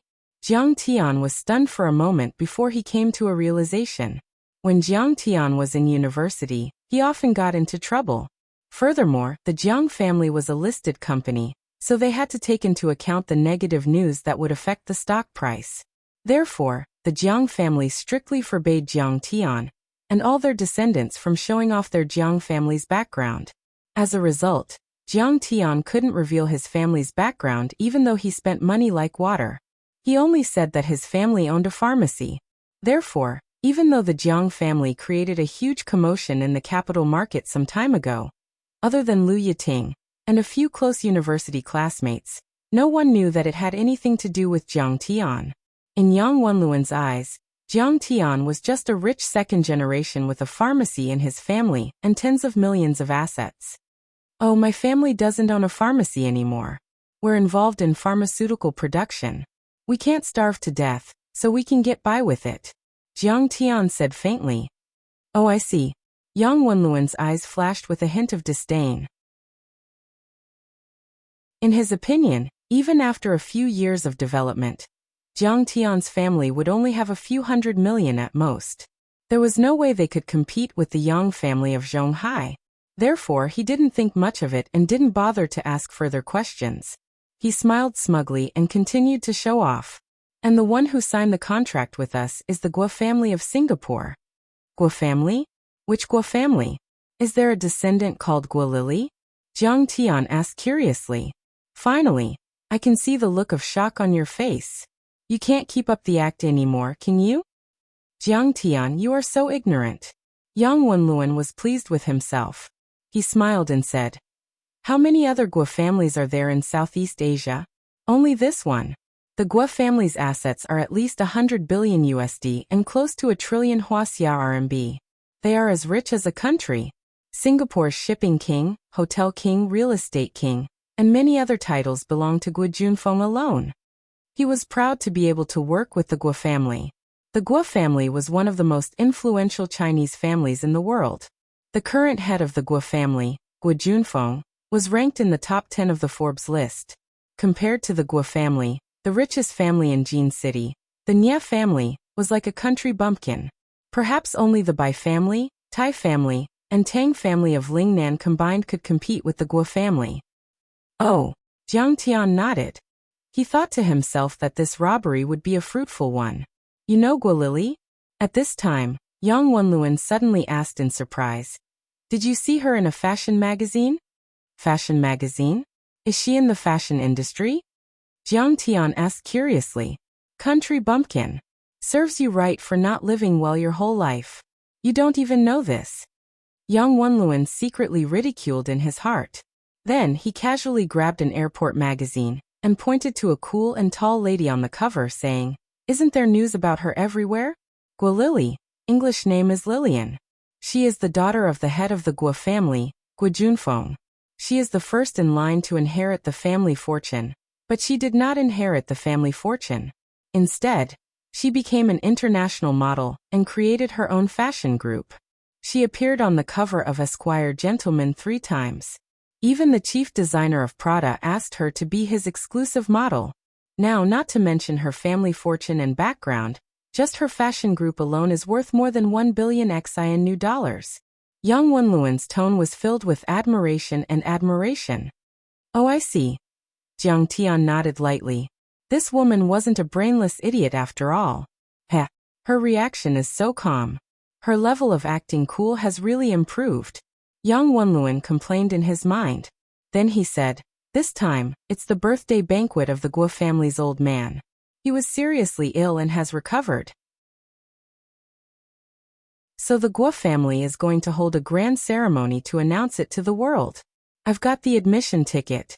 So he has recovered from his illness. You have their admission ticket. It really makes people envious. Jiang Tian said with a light smile. Damn. Why do I not feel any real envy from you when you say you are envious? Instead, you seem to be disdainful? Jiang Tian, since you are not doing well, why don't you work for me? I am now a vice president in my family's company. If you become my assistant, I will give you an annual salary of 1 million. Yang Wenluan handed over a business card and said arrogantly, Humph, kid, I will let you understand your position now.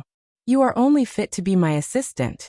Now that he was old, he had become a mainstay of society. He could not throw punches at others like he was in university. He could only act cool in a low-key way. If he had just graduated a few years ago, when he met Jiang Tian, he might have even beaten him up directly. Okay. Do I have a chance to attend this birthday banquet? Jiang Tian suddenly thought of something and agreed. Wang Chongyan had a noble status and was considered a reclusive expert. He would not show himself easily and would not be easy to find. As for the Guo family, they were members of the Singapore Club and had close ties with Wang Chongyan. Why not go to the Guo family and let them lead the way? It just so happened that Guilili still owed him 10 billion for elixir pills. Yang Wenluan suddenly felt a little awkward. Jiang Tian had always been arrogant. He did not expect Jiang Tian to agree. He only wanted to humiliate Jiang Tian. But now 1 million a year salary seemed a little high. He should have let him be his driver. He humiliated him thoroughly, and still did not want to pay him much. Haha, I am just kidding. Actually, I have always admired the Guo family. When the time comes, you can bring me to the Guo family and let me take a picture and post it on Weibo to show off. Jiang Tian laughed. That is not a problem. I just want to bring you in to meet Guilili. It is not a problem to take a picture with her. Yang Wenluan patted his chest and boasted proudly. She and I are very good friends. Otherwise, how could I have gotten the invitation? As he said that, he suddenly turned around and waved his hand. He said proudly, Jiang Tian, look. Li Xinyue, do you still remember? The beauty of your college is now my secretary.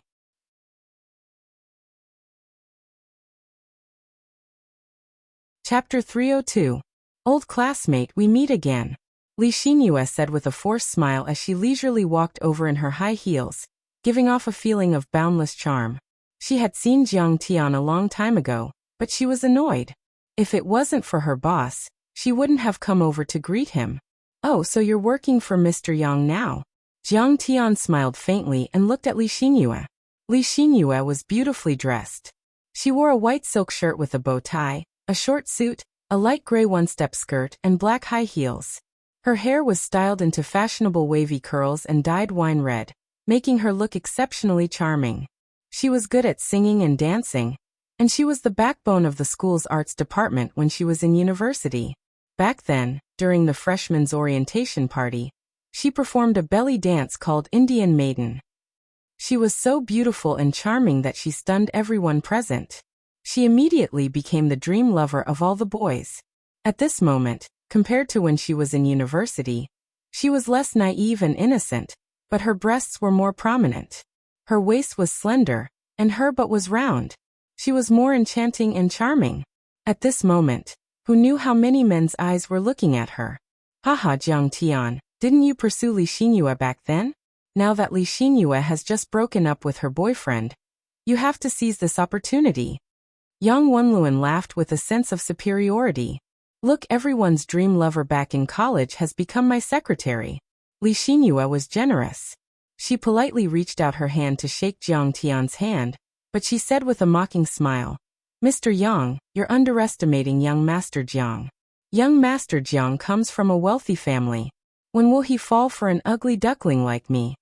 Sensing Qingyer's mocking gaze, Jiang Tian turned a blind eye to her palm. Knitting his brows, he coldly said, Stop joking around, I'm already married. He pulled Qingyer's hand and walked towards the boarding gate. He was afraid that Yang Wenluan would say something bad again. He's avoiding me? Li Xingyue didn't feel anything when she saw this scene. She even wanted to laugh. What's so funny about that? A nouveau riche whose family owns a pharmacy. A dandy who doesn't know shit. Doesn't even know basic business etiquette. Do you really think I'll throw myself at you? Nowadays, there are many rich second-generation officials chasing after me. There are even a few who have assets of over 100 million. How can you compare to him? Jiang Tian, they were just joking.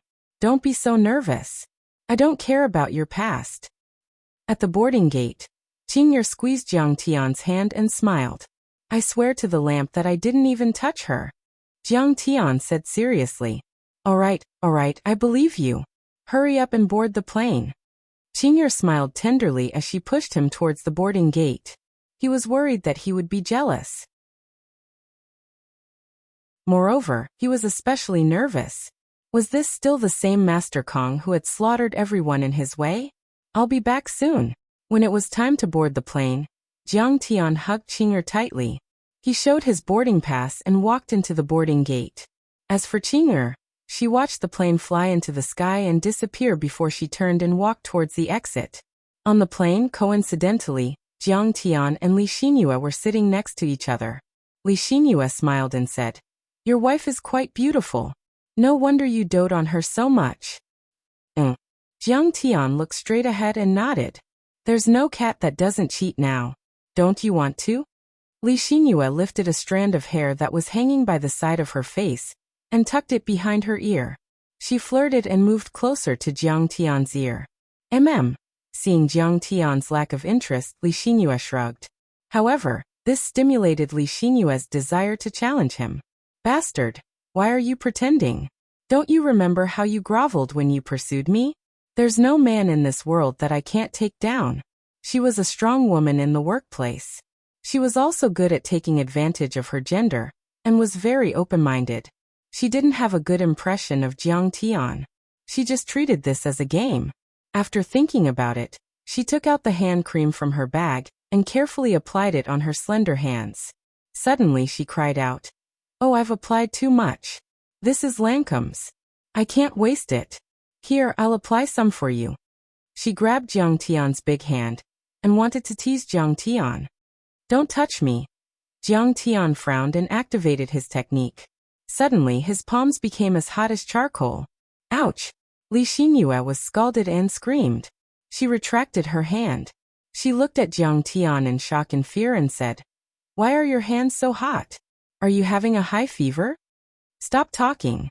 Jiang Tian really wanted to cast a talisman on her and seal her mouth. Then he would close his eyes in disgust and start snoring.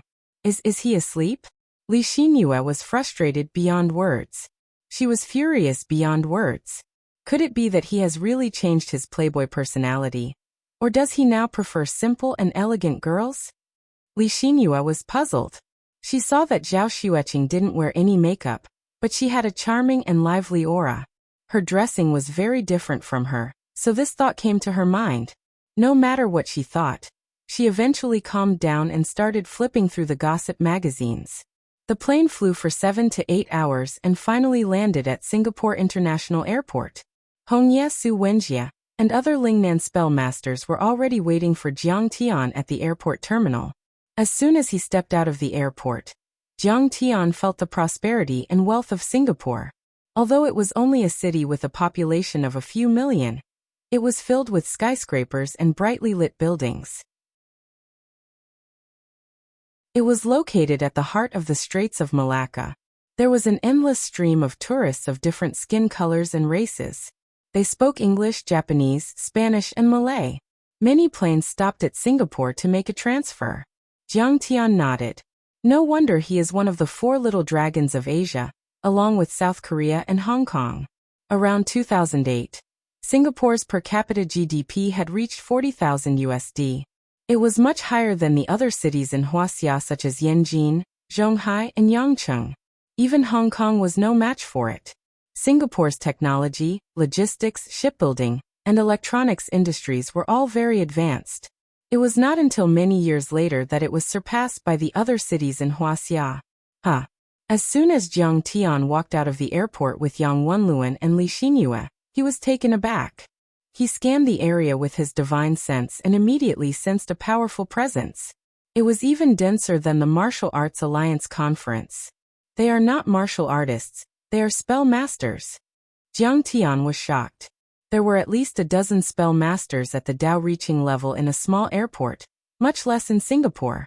According to Elder Tang, spell masters were divided into 4 levels: Sensing, Dao reaching, Ethereal enlightenment, and Dao body. Their power levels corresponded to the iron body, internal force, transcendent state, and immortal state. In other words, these Dao reaching level spellcasters could easily kill an internal force martial arts master. It could be said that since Jiang Tian returned, this was the first time he had encountered so many people, especially so densely packed together. There were at least a dozen of them in a small airport. That was because Dharma cultivation was much more difficult than martial arts. It required both heavenly materials and earthly treasures. Therefore, cultivators of magic arts were even rarer and rarer. For example, Wei Shuofeng had only reached the ethereal enlightenment level, but he was already able to rule over half of Lingnan. There were at least a few dozen martial artists in Wuxia who had reached the transcendent state, and were known as grandmasters. There were probably over 100 such martial artists in hiding. There was even a long-term divine role. However, spell masters didn't have such a ranking because there were too few of them. Jiang Tian only knew that there were a few ethereal enlightenment experts in the Maoshan sect, and the Dragon Tiger Mountain Celestial Master sect. I have heard that the people of Singapore and even the entire Southeast Asia believe in feng shui, ethereal arts, and dark arts. They worship all kinds of grandmasters. It seems that it is true. Singapore is indeed a city of spell masters. Jiang Tian exclaimed in his heart. If that was the case, there must be a lot of Dharma array materials. It should be worth the trip. Jiang Tian, do you want me to drive you there?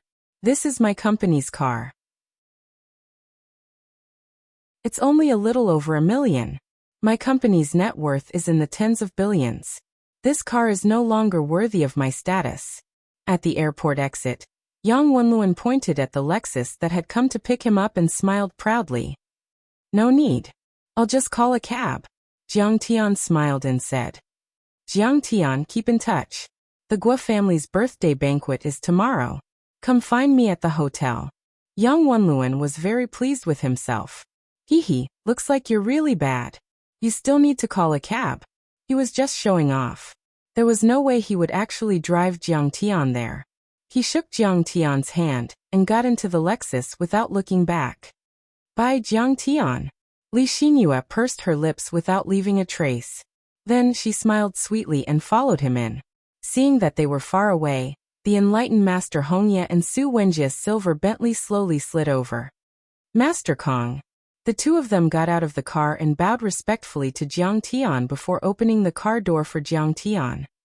Thank you for your hard work. Jiang Tian patted the two of them on the shoulder and got into the car.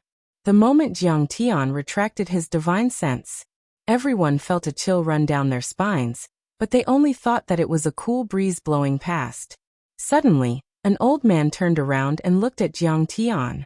He frowned and said, "That's strange. Why do I feel like someone is watching me?" The old man was in his 80s. He was wearing a long black robe and a pair of soft cloth shoes. His white beard fluttered in the wind, and he looked like an immortal. "Grandpa, you are the most powerful feng shui master in Hong Kong. Who would dare to watch you?" A young girl in an apricot Taoist robe said with a smile. She carried a peachwood sword on her back, and had a few talismans on her shoulder. She was only 15 or 16 years old. She looked cute and innocent. Her strange outfit would have looked strange in Wuxia, but in Singapore, no one gave her a second glance. That's true." The old man nodded proudly. He was the feng shui master in Hong Kong, Sumajai. His status in Hong Kong was so high that even Superman Lee and the other 3 major families had to rely on him. This time, during the Nanyang Spell Conference, we must show the Nanyang spell world the strength of the Su family of the Talisman sect. The old man smiled proudly.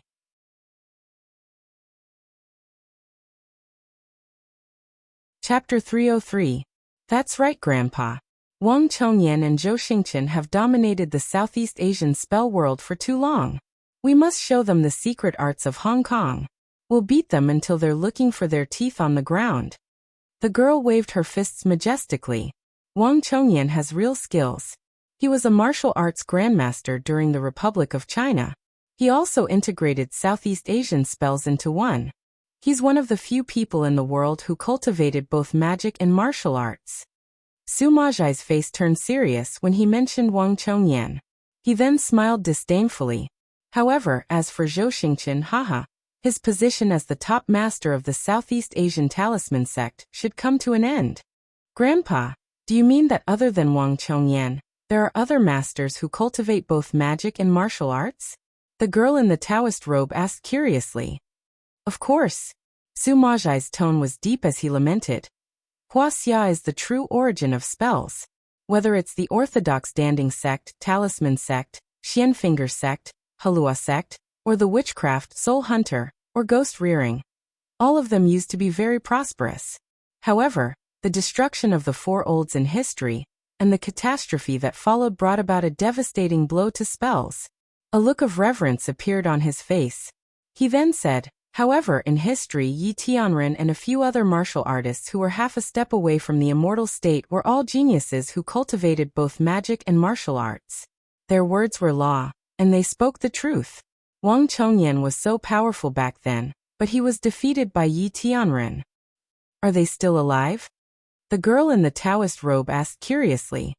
They've already hidden from the world. It's hard to say whether they're still alive or not. The old man sighed.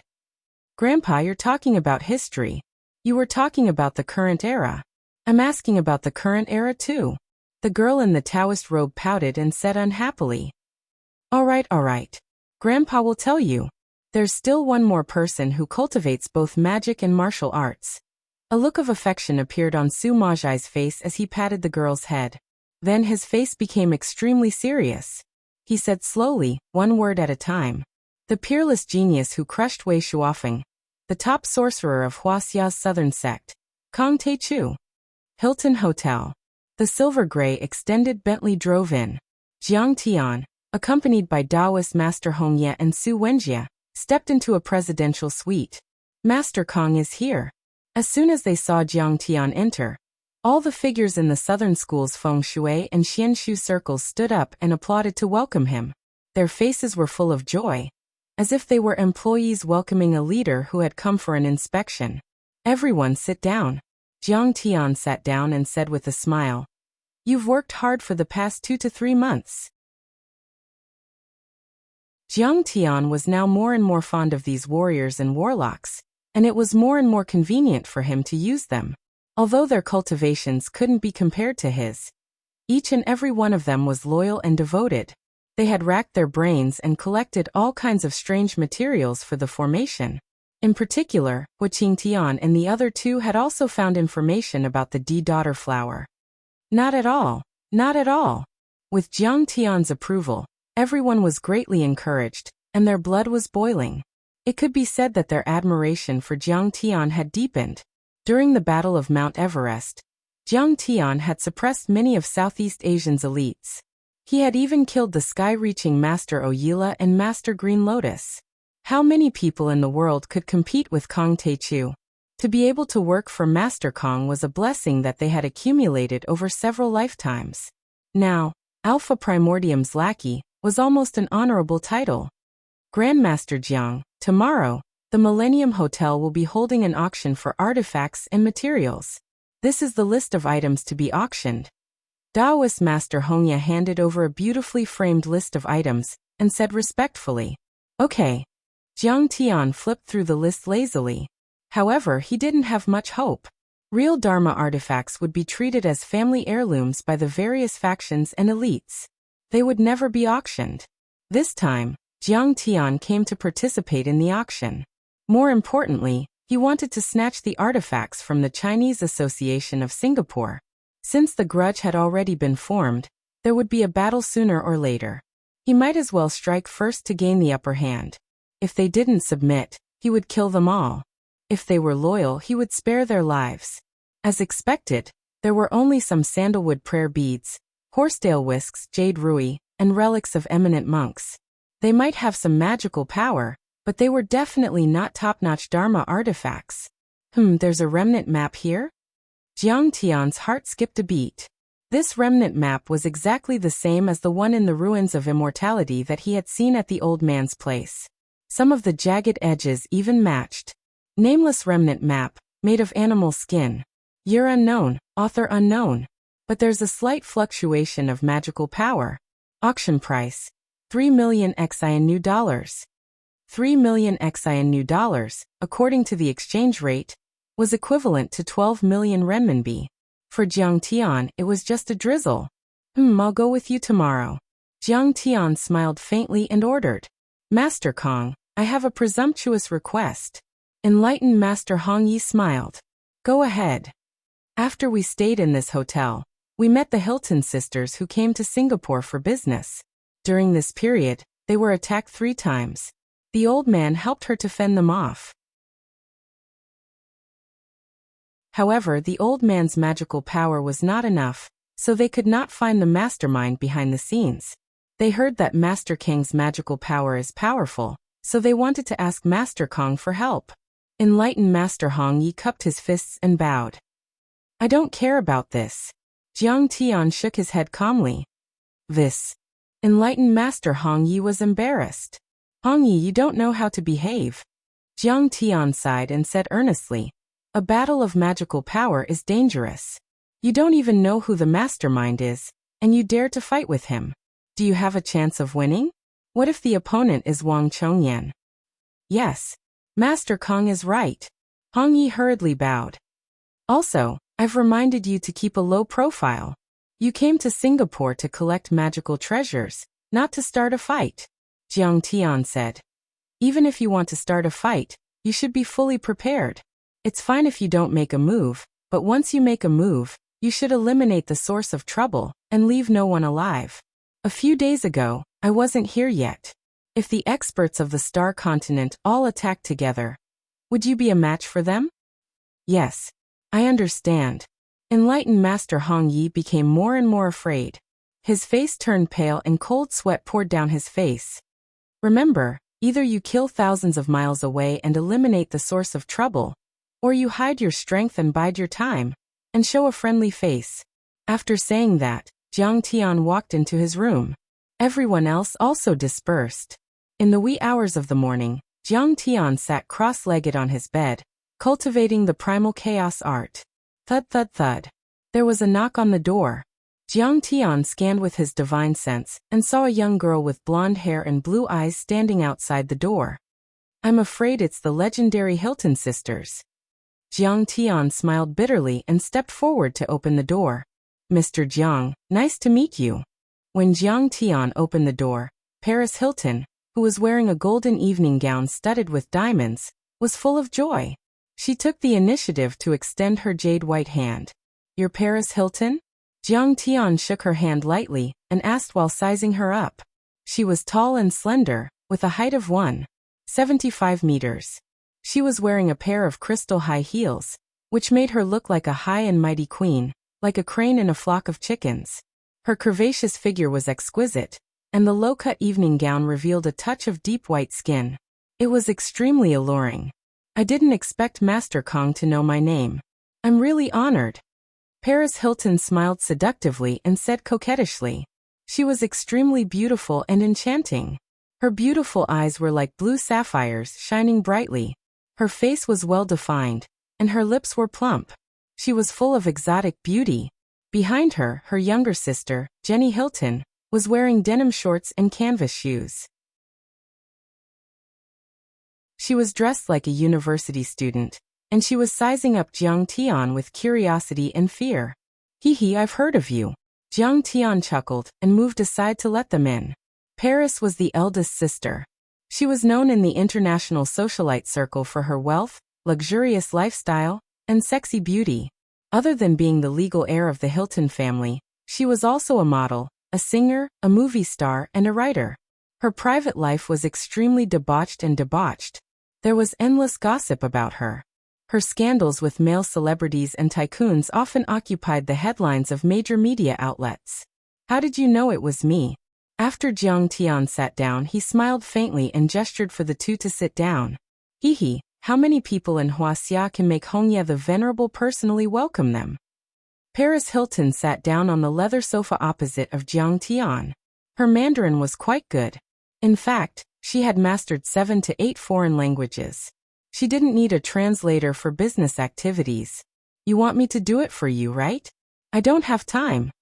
Jiang Tian went straight to the point. In fact, he had heard about the Hilton sisters a long time ago. The Hilton family was a very old family in the United States. It was founded in 1919. In less than 90 years, it expanded from one restaurant to more than 100. It spread across all the major cities in the 5 continents and became one of the largest restaurants in the world. The Hilton family was also one of the top 10 tycoons in the United States. Speaking of which, Jiang Tian had met the Hilton sisters once in his previous life. It was in 2008, when the Hilton Hotel opened its Jinling branch. The Jiang family was also invited to attend. But at that time, the two girls were like princesses of the royal family. Jiang Tian didn't even have the chance to get close to them. Yes, at that time, Jiang Tian was too far away from them. The two girls were world-class socialites. A group of Jinling's rich young masters went crazy for them. At that time, not only Jiang Tian looked at them with admiration, but even the so-called young talents like Nie Mingyuan and Xia Miao were like country bumpkins meeting the city's rich young ladies. However, in this life, Jiang Tian had experienced the ups and downs of life.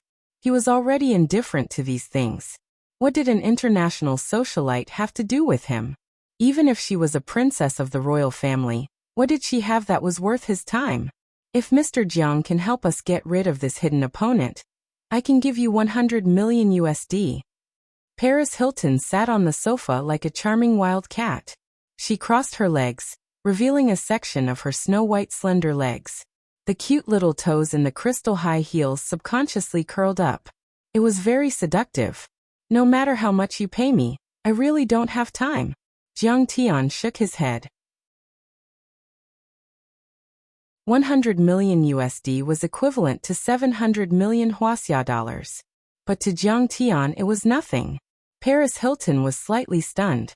Anger appeared on her face. It was the first time she had seen such an arrogant Wuxia.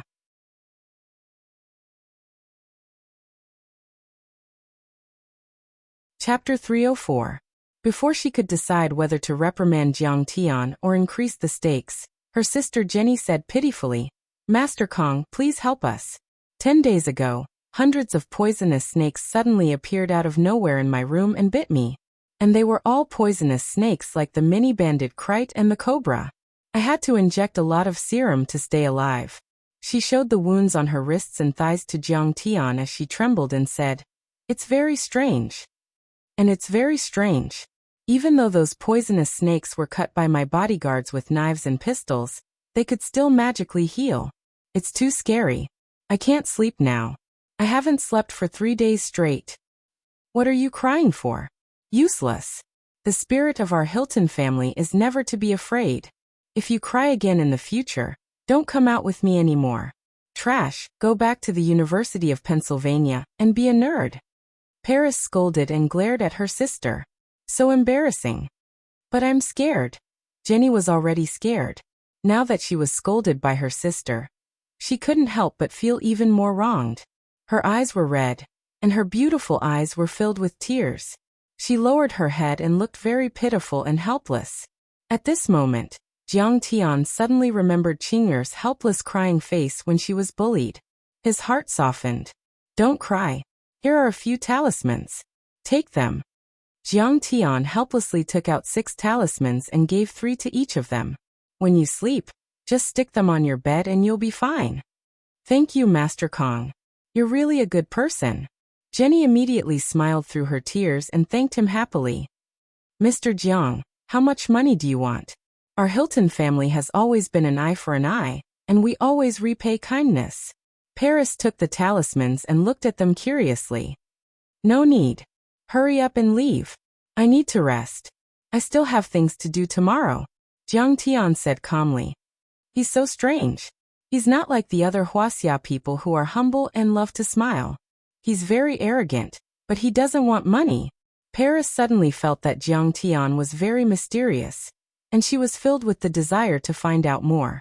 However, Jiang Tian had ordered them to leave, so they could only get up and leave. When the Hilton sisters reached the door, Jiang Tian, who was already sitting cross-legged on the bed, suddenly asked, "Let me ask you, who do you think is the person behind this?" "Guo Lily from Singapore's Guo family," Paris Hilton said without hesitation. "Why? Whoever benefits from it is the mastermind." Paris Hilton's eyes flashed with wisdom and certainty. She smiled coldly and said, "That's right.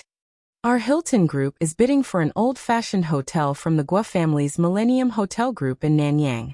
We want to buy it back, repackage it, and relist it on the market. Both parties are competitors." "Oh, the Guo family of Nanyang." Jiang Tian nodded. Other than commercial interests, there were probably other reasons. Guo Lily was also in the fashion industry, so she had a lot of interactions with Paris. This kind of industry liked to have conflicts. The Guo family of Nanyang is not as rich as our Hilton family, but they have many people with strange abilities, just like the superheroes and superpowered people in Marvel Comics. This is not something we, or even the FBI, can deal with. Paris sighed helplessly. We plan to withdraw from the Singapore market after this deal. At least our Hilton family will not come to Singapore again. This place is like hell.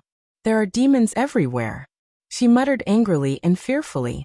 Jiang Tian raised his eyebrows and said calmly, "Don't worry, I will help you get rid of the Guo family. In 3 days, the Guo family will be completely removed from Singapore." Since he was going to get rid of the Guo family of Nanyang, he might as well do them a favor and let them be grateful. "Master Kong, what did you say?" Paris Hilton was shocked and couldn't believe it. That was the Guo family of Nanyang. Even their father had to be careful and not provoke them. "Get out." Jiang Tian was too lazy to explain. He waved his hand and shooed the 2 women out. The next day at 8 o'clock, Jiang Tian went to the Millennium Hotel to attend the magical instrument auction accompanied by Hong Yi, Su Wenjie, Tao Fengshi, and other Southern sect experts. When Jiang Tian entered the auction site, he bumped into Yang Wenluan and Li Xingyue again. "Jiang Tian, why are you here?" Yang Wenluan's face was filled with astonishment. How could Jiang Tian have the qualifications to participate in such a high-level auction? "Oh, I'm here with a few friends in the Feng Shui and Xianshu world." "What about you?" Jiang Tian asked with a faint smile. Yang Wenluan looked at the elders behind Jiang Tian and thought to himself, could it be that Jiang Tian is their disciple now that he's learning sorcery? Isn't it Old Master Guo's birthday celebration tonight? I want to buy some magical instruments as a congratulatory gift for Old Master Guo, Yang Wenluan said proudly. He looked as if he was saying, I'm so awesome to be able to attend the birthday celebration. Oh, when the time comes, remember to bring me to see the world. Jiang Tian chuckled. Oh. Yang Wenluan nodded awkwardly. How can I bring a poor guy like you? Bring you there to make a fool of yourself? I was just joking and you took it seriously. Mr. Yang. Why did you provoke him for no reason? Now he's sticking to you like glue. Can't get rid of him? After Yang Wenluan sat down, Li Xinyue whispered into his ear with a mocking and disdainful smile. I didn't expect it either. Yang Wenluan was helpless. I just wanted to show off. I didn't expect him to take advantage of me. While they were talking, the auction had already begun. Under the auctioneer's glib tongue, everyone's emotions were stirred up. They competed with each other, and the atmosphere was very lively. The auction seemed to be very high-end. The auctioneer spoke in Malay, but every participant had simultaneous translation equipment in Chinese, English, Japanese, and Korean. It was like an international conference. Jiang Tian was not affected at all. He even wanted to laugh. It could be said that more than 90% of the auction items were just ordinary antiques. However, they were called magical instruments and could be sold for sky-high prices. In the middle of the auction, Yang Wenluan made his move. He spent 1 million XI in new dollars and bought a jade thumb ring from the Qing dynasty. Boss, you're so mighty. Li Xinyue clapped and cheered. Hee, this is nothing. It's just a small gift. Old Master Guo might not even care about it. If there's something better later, I'll still get it.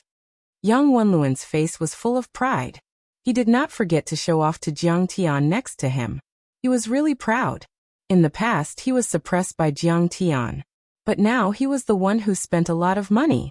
Jiang Tian, on the other hand, was just a lackey of a few spell masters.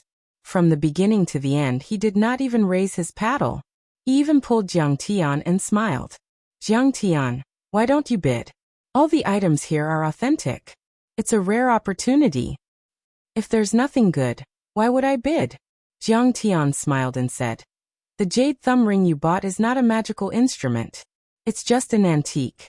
And the era is not right. It's not from the Qing dynasty, but from the Republic of China. If you put it in the antique market, it's only worth 50 to 60,000. What do you know? You're just a country bumpkin. How much money do you have? Have you ever seen magical instruments and antiques? Yang Wenluan was so angry that his nose was crooked. He finally could not pretend anymore and completely shed all pretense. Especially when Jiang Tian said that his antique was fake. He could not take it anymore. This is for old Master Guo.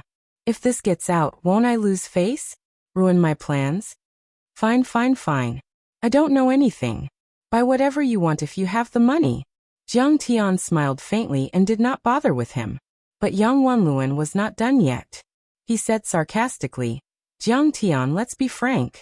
In my eyes, you're just a piece of trash. You're ignorant and incompetent. Do you know what a magical instrument is and what an antique is? All the items here have been appraised by a master. If you don't know anything, don't make a fool of yourself. How dare you be disrespectful to Mr. Jiang? Do you want to die? Su Wenjie shouted angrily. Sai, forget it.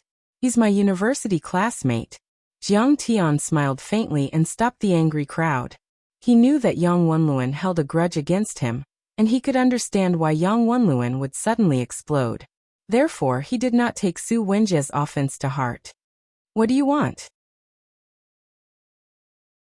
This is the Guo family's hotel, and I'm the Guo family's VIP guest. How dare you touch me? Yang Wenluan rolled up his sleeves and put on an appearance as if he was ready to fight. He said arrogantly, Come and hit me if you have the guts. I'm afraid I'll be beaten to death by the bodyguards. Throw me out. Hong Yi, Su Wenjie, Tao Fengshe, and the other Southern faction sorcery masters were so angry that they almost exploded on the spot. However, they did not dare to do anything without Jiang Tian's permission. Hey, you're scared, aren't you? Jiang Tian. Why are you so arrogant? This is not Jin City, this is Singapore, and the Guo family is the boss. Jiang Tian, I don't see you as my classmate. Just you wait, after the auction, I'll beat you up. Yang Wenluan finally felt good. If the auction was not still going on, he would have beaten up Jiang Tian. The auction went on. Finally, it was time for the incomplete map of the ruins of immortality. After the auctioneer introduced the item, everyone began to raise their paddles. 4 million XI in new dollars. A tycoon raised his paddle. 5 million. Jiang Tian directly added 1 million and raised his paddle. Are you kidding me? Can you afford it? At the side, Yang Wenluan looked at Jiang Tian in surprise, not daring to believe it. 5 million XINU dollars was equivalent to 20 million Wuxia dollars. Would the Jiang Tian clan be able to afford it even if they sold everything they had? Sir, can I check your bank card? The auctioneer looked at Jiang Tian in disbelief. After Jiang Tian cultivated the art of chaos, his skin was as fair as jade, and he looked like a young man in his early 20s. 20 million was not a small amount for a young man, even if he was from a wealthy family. Immediately, a staff member came up to Jiang Tian, picked up the wireless POS machine, and asked him to enter the password. Jiang Tian took out a bank card. The card was nothing special. It was not a black diamond or gold card, it was just a debit card. However, when Jiang Tian entered the password, the staff member of the auction company was shocked. 10 billion Wuxia dollars. The string of zeros seemed to be endless. It was too shocking. He nodded at the auctioneer in shock. The auctioneer was relieved and continued to bid.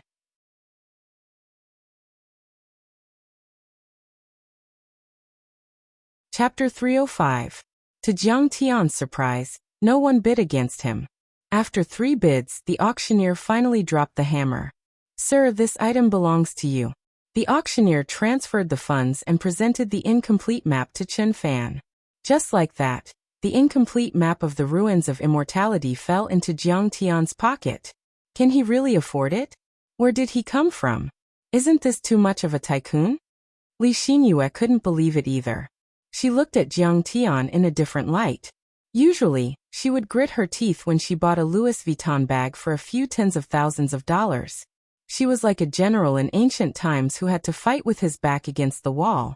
However, Jiang Tian didn't even bat an eyelid when he bought a piece of paper for 20 million Wuxia dollars. Damn, is he that rich? Yang Wenluan was also confused. He couldn't figure out Jiang Tian's background. Xinyue, hurry up and contact your friends in Jinling City. Help me find out what's going on with Jiang Tian. Maybe he's just an agent of those cultivators. Yang Wenluan said anxiously. Before Li Xinyue finished her call, Yang Wenluan was once again shocked by Jiang Tian's rich behavior. Here comes the main event. The last item tonight.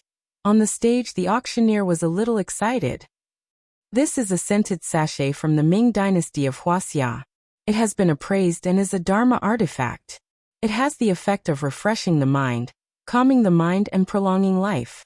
The starting price is 10 million XINU dollars. The auction starts now. Jiang Tian didn't pay much attention at first, but suddenly, his divine sense sensed an abundant amount of spirit qi. The seed of Winqim grass. Jiang Tian's divine sense penetrated the seed, and suddenly exclaimed in his mind. Winqim grass, also known as spirit-devouring grass, had the reputation of plant array in the cultivation world. It could absorb the spirit qi of heaven and earth and grow extremely quickly. It was the most important cultivation resource in the late stage of qi refinement. It could be used to make an excellent essence enhancement pill. After consuming it, one's true origin would automatically grow and circulate, strengthening one's physical body and expanding one's meridians. It could be said that the value of a mature Winqim grass was no less than that of a super formation like the dragon subduing formation. As for the spirit gathering formation in number 1 King's Mansion, it was far inferior. 10 million XINU dollars. Jiang Tian raised his paddle. Even if it was just a seed of Winqim grass, it could be consumed after a year or even a few months. After they bore fruits and seeds, they could be planted everywhere to help him absorb spiritual energy. The shackles of the lack of spiritual energy on Earth would be easily solved, and he would not need to search for formation materials everywhere. Fuck, he raised his paddle again. This time, it's 40 million Wuxia yuan. He really doesn't care about money. Yang Wenluan seemed to have been hit by a stick. His eyes were lifeless as he looked at Jiang Tian in a daze. 15 million XINU dollars. However, it was different this time. Immediately after, a young man in luxurious clothes in the front row raised his sign. Young Master Gua is making a move. Gua Changsheng. Guo Chongsheng? That's the descendant of the Guo family, the #1 Chinese family in Singapore. He's Guo Juanfeng's nephew. Yeah, I heard that he opened the Desheng Jewelry Company with assets of more than 10 billion XI new dollars. As soon as he raised his paddle, everyone in the room was shocked. They whispered to each other and discussed among themselves. Guo Chongsheng was in her early 30s. She was dressed fashionably and looked handsome. She was wearing a pair of custom-made leather shoes from a famous Italian designer. They were inlaid with many rhinestones, which were extremely gaudy and shiny. She was sitting with her legs crossed. Beside her, a tall and charming female secretary was bidding for her. The Guo family is really something. For a small sachet, they are willing to pay 60 million Wuxia yuan. Many tycoons looked at him with admiration and envy. They were shocked. His sudden increase of 5 million made many competitors hesitate. On the one hand, he was rich. On the other hand, the Guo family was too powerful in Singapore. As the #1 Chinese family, no one dared to offend them. 15 million XI in new dollars going once. 15 million XI in new dollars going twice. 15 million XI in new dollars going thrice. In the front row, Guo Chongsheng crossed his legs. He was determined to win. He did not care about the other competitors in the room. The old master's birthday is coming soon. I don't know what kind of luck that little bitch Guo Lily had. She actually found a master from Wuxia and bought some bullshit elixir to save Grandpa's life. If I don't take out something good as a birthday gift, I'll really be outbid by that girl. Now that she's in charge of more than 10 hotels in Singapore, this is a very bad sign. Just when the auctioneer on the stage was about to drop the hammer, and Guo Chongsheng thought the dust was about to settle, suddenly, a faint voice sounded. 25 million XI in new dollars. The entire auction house was completely silent. Who knew how many people were looking at the handsome young man who had raised the auction board in horror? 100 million Wuxia yuan. When did Wuxia have so many rich people? They really don't care about money.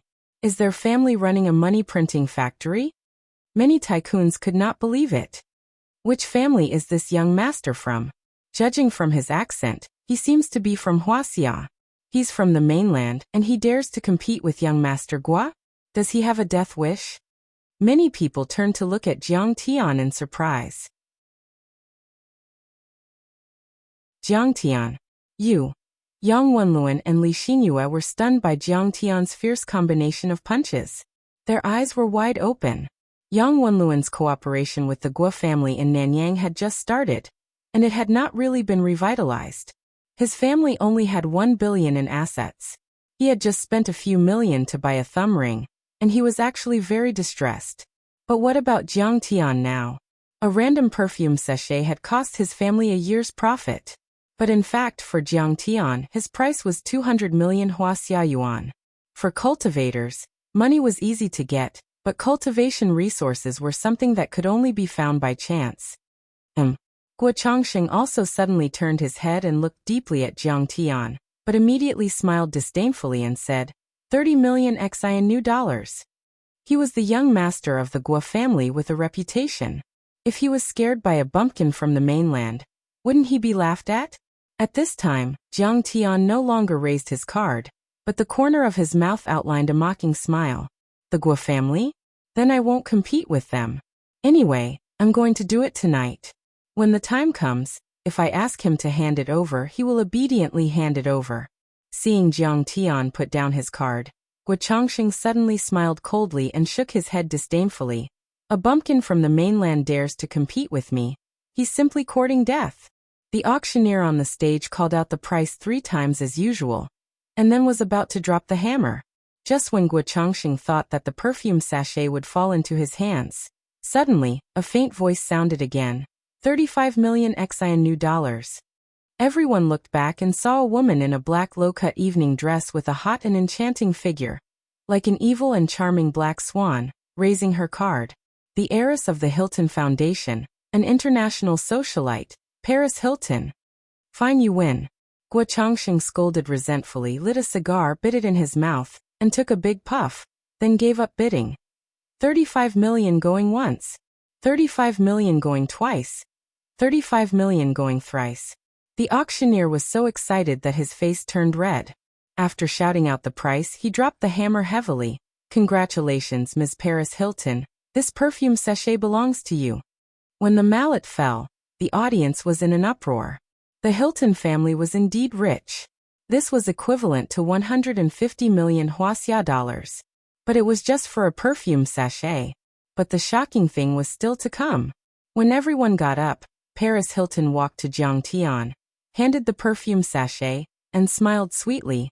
"Mr. Jiang, this small item is for you." What?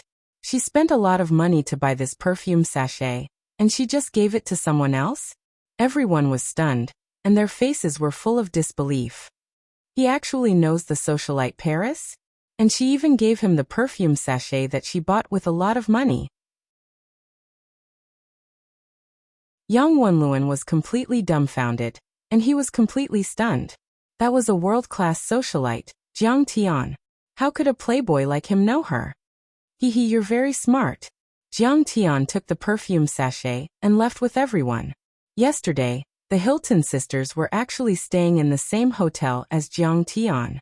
In the middle of the night, a large number of poisonous snakes sneaked in, but they were all killed by the protective talismans given by Jiang Tian.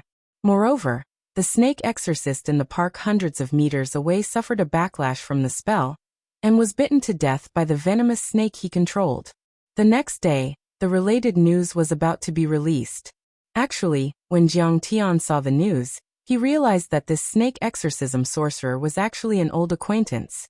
He was Elder Blue of the Five Poison sect, who was also Guilili's follower. Back when she went to White Ape Valley, he had accompanied her. The Hilton sisters, who also saw the news, immediately knew that Jiang Tian was an expert who saved their lives. This was also the reason why the sisters returned the favor. Since the other party was returning the favor, Jiang Tian would not say thank you, and would only say that she was smart. "Paris, who is that Wuxia country bumpkin? You gave it to him?" Guo Changxing shook his head as he walked over and asked with a smile. "Oh, he's a magician, and his magic tricks are very exciting." Paris looked at him sympathetically before leaving the auction house with her head held high. "Your Guo family is in trouble." "What magician? Do you think I'm stupid?" Guo Changxing spat angrily. "Have you found the news?" Yang Wenluan saw Li Xinyue's phone fall to the ground and her face become as pale as paper. He couldn't help but light a cigarette and ask curiously, "Do you know about the Medicine King Group?" Li Xinyue said with a dull look. "Who doesn't know?" Yang Wenluan said with deep yearning.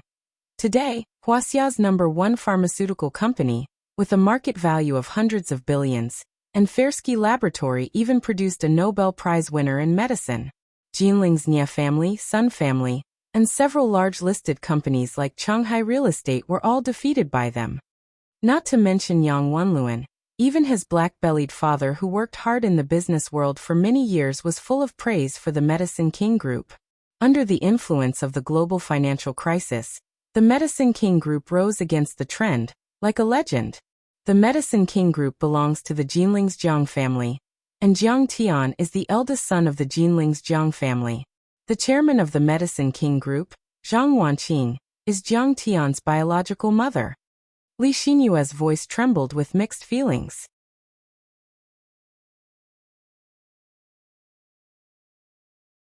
Chapter 306.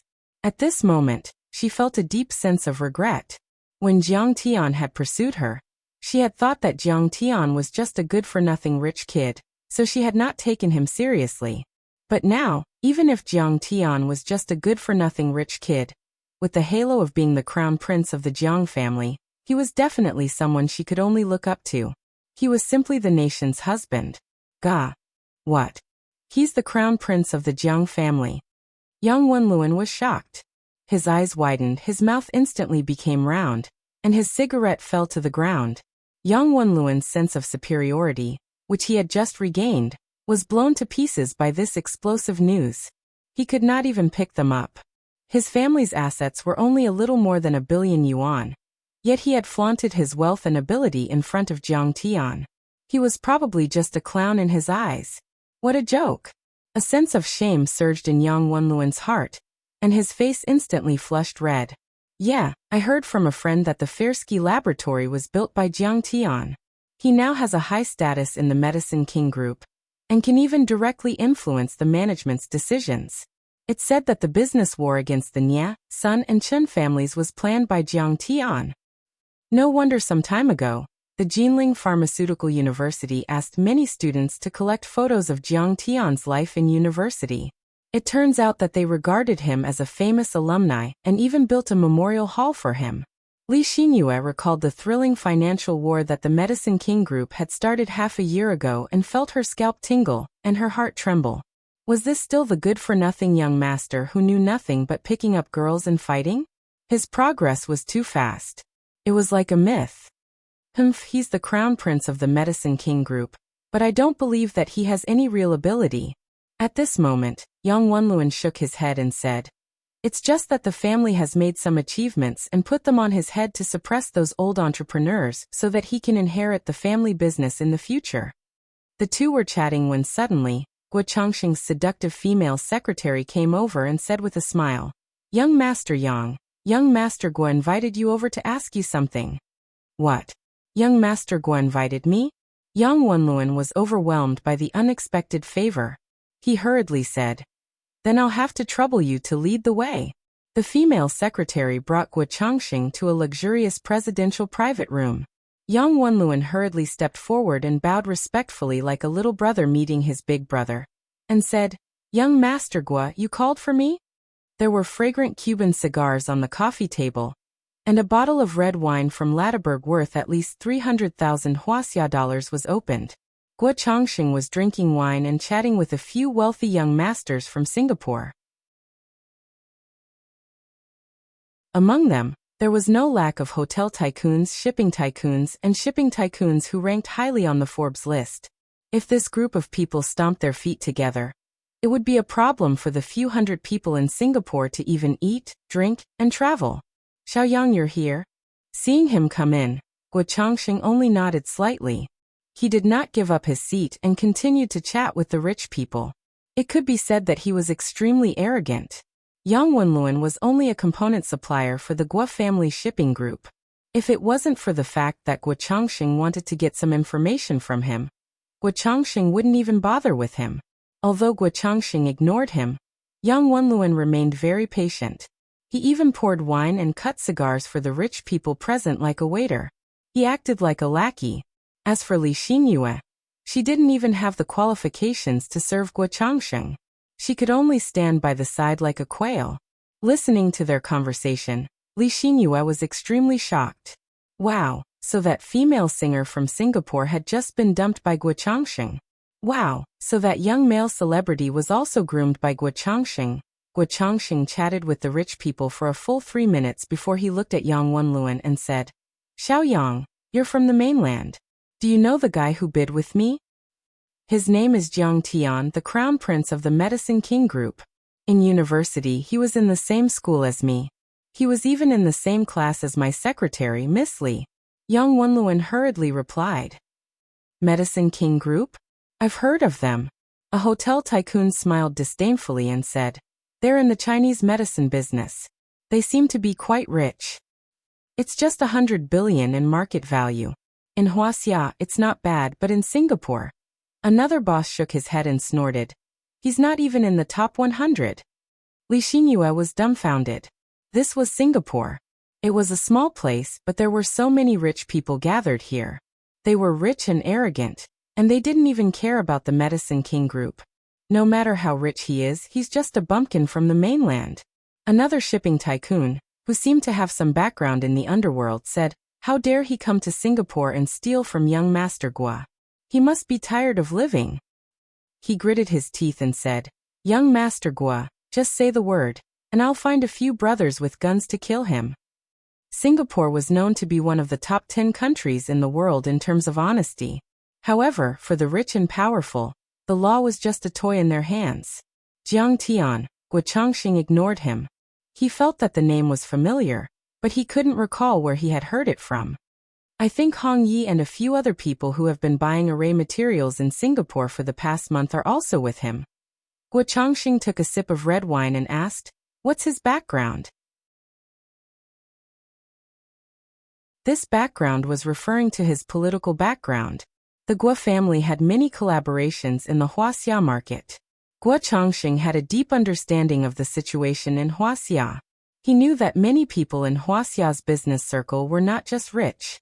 They were often the representatives of political figures. If the Medicine King Group had a market value of 100 billion, it would be nothing more than a little white rabbit in front of a ferocious tiger, like the Guo family.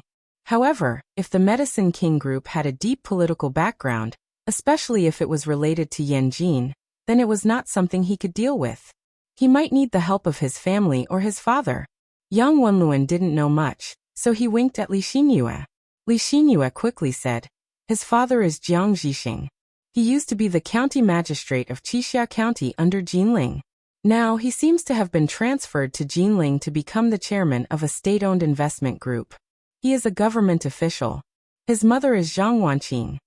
TSK, he's just a department-level cadre. What kind of background does he have?"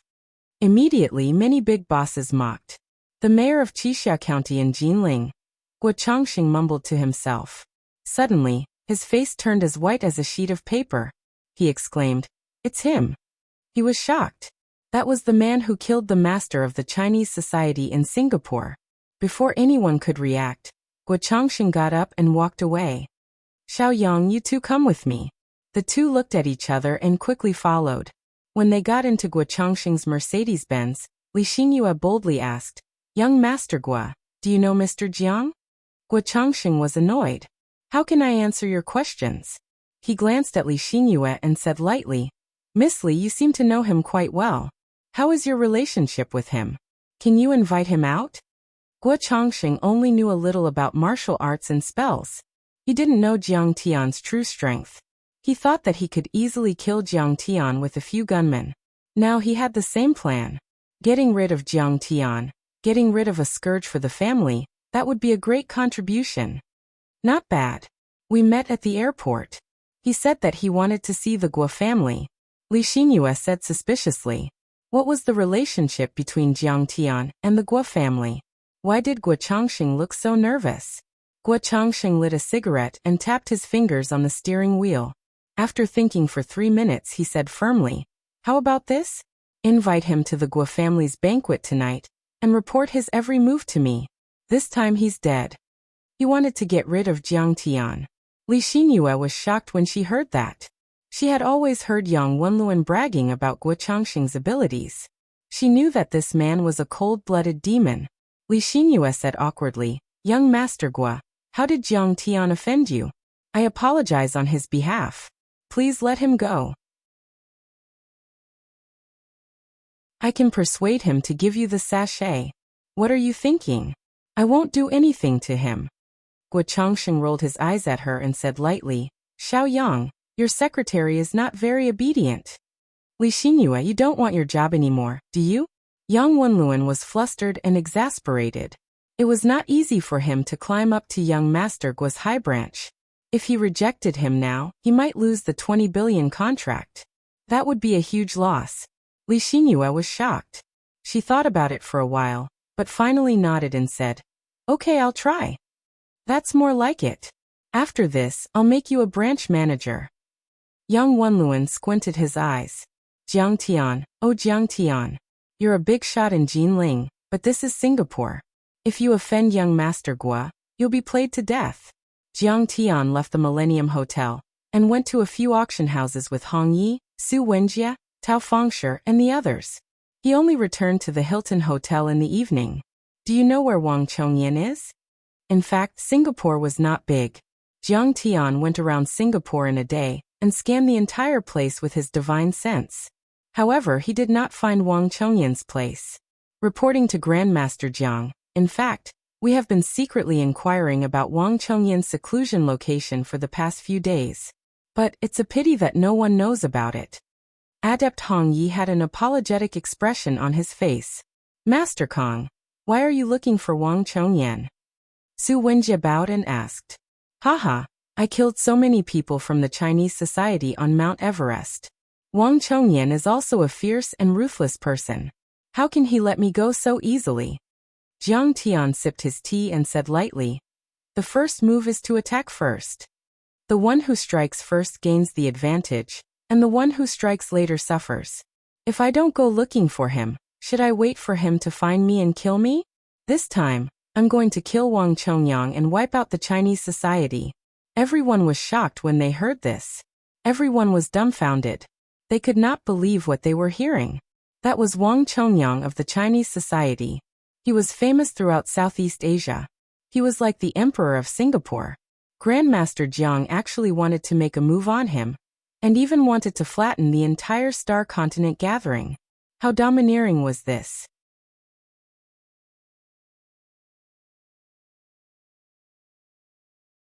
Chapter 307.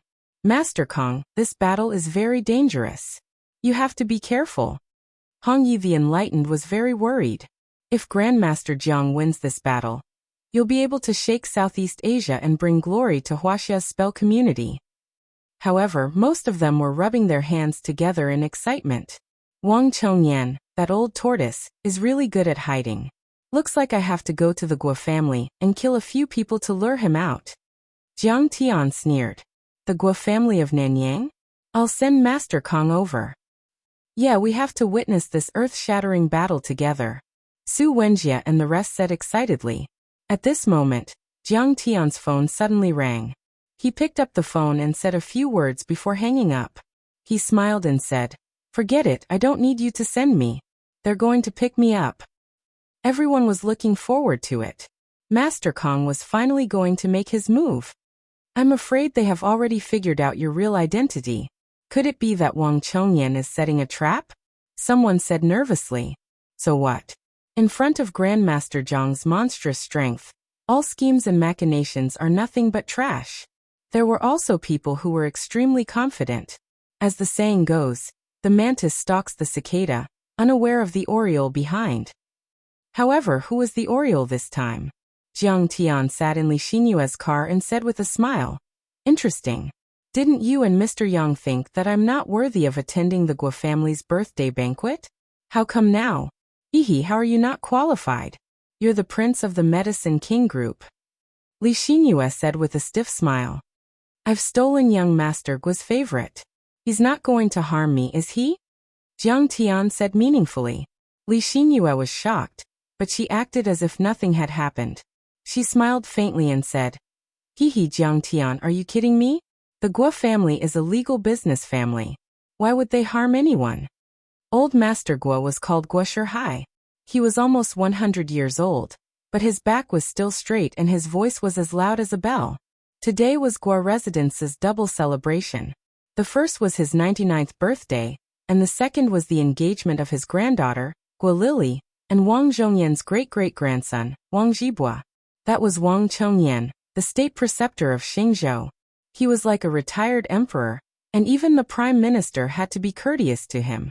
Wang Zhongyan was like a god in the eyes of the rich and powerful in Singapore's upper-class society. Therefore, Guo Shihai was extremely proud of him. Guo Shihai was wearing a brand new red and black shozi embroidered satin jacket, and a jade thumb ring with a very high water head.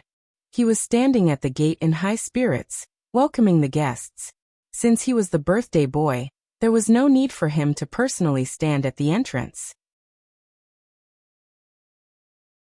However, the person who came back this time was Lao Wu's superior, Deputy Director Li of the Xingzhou Police Station.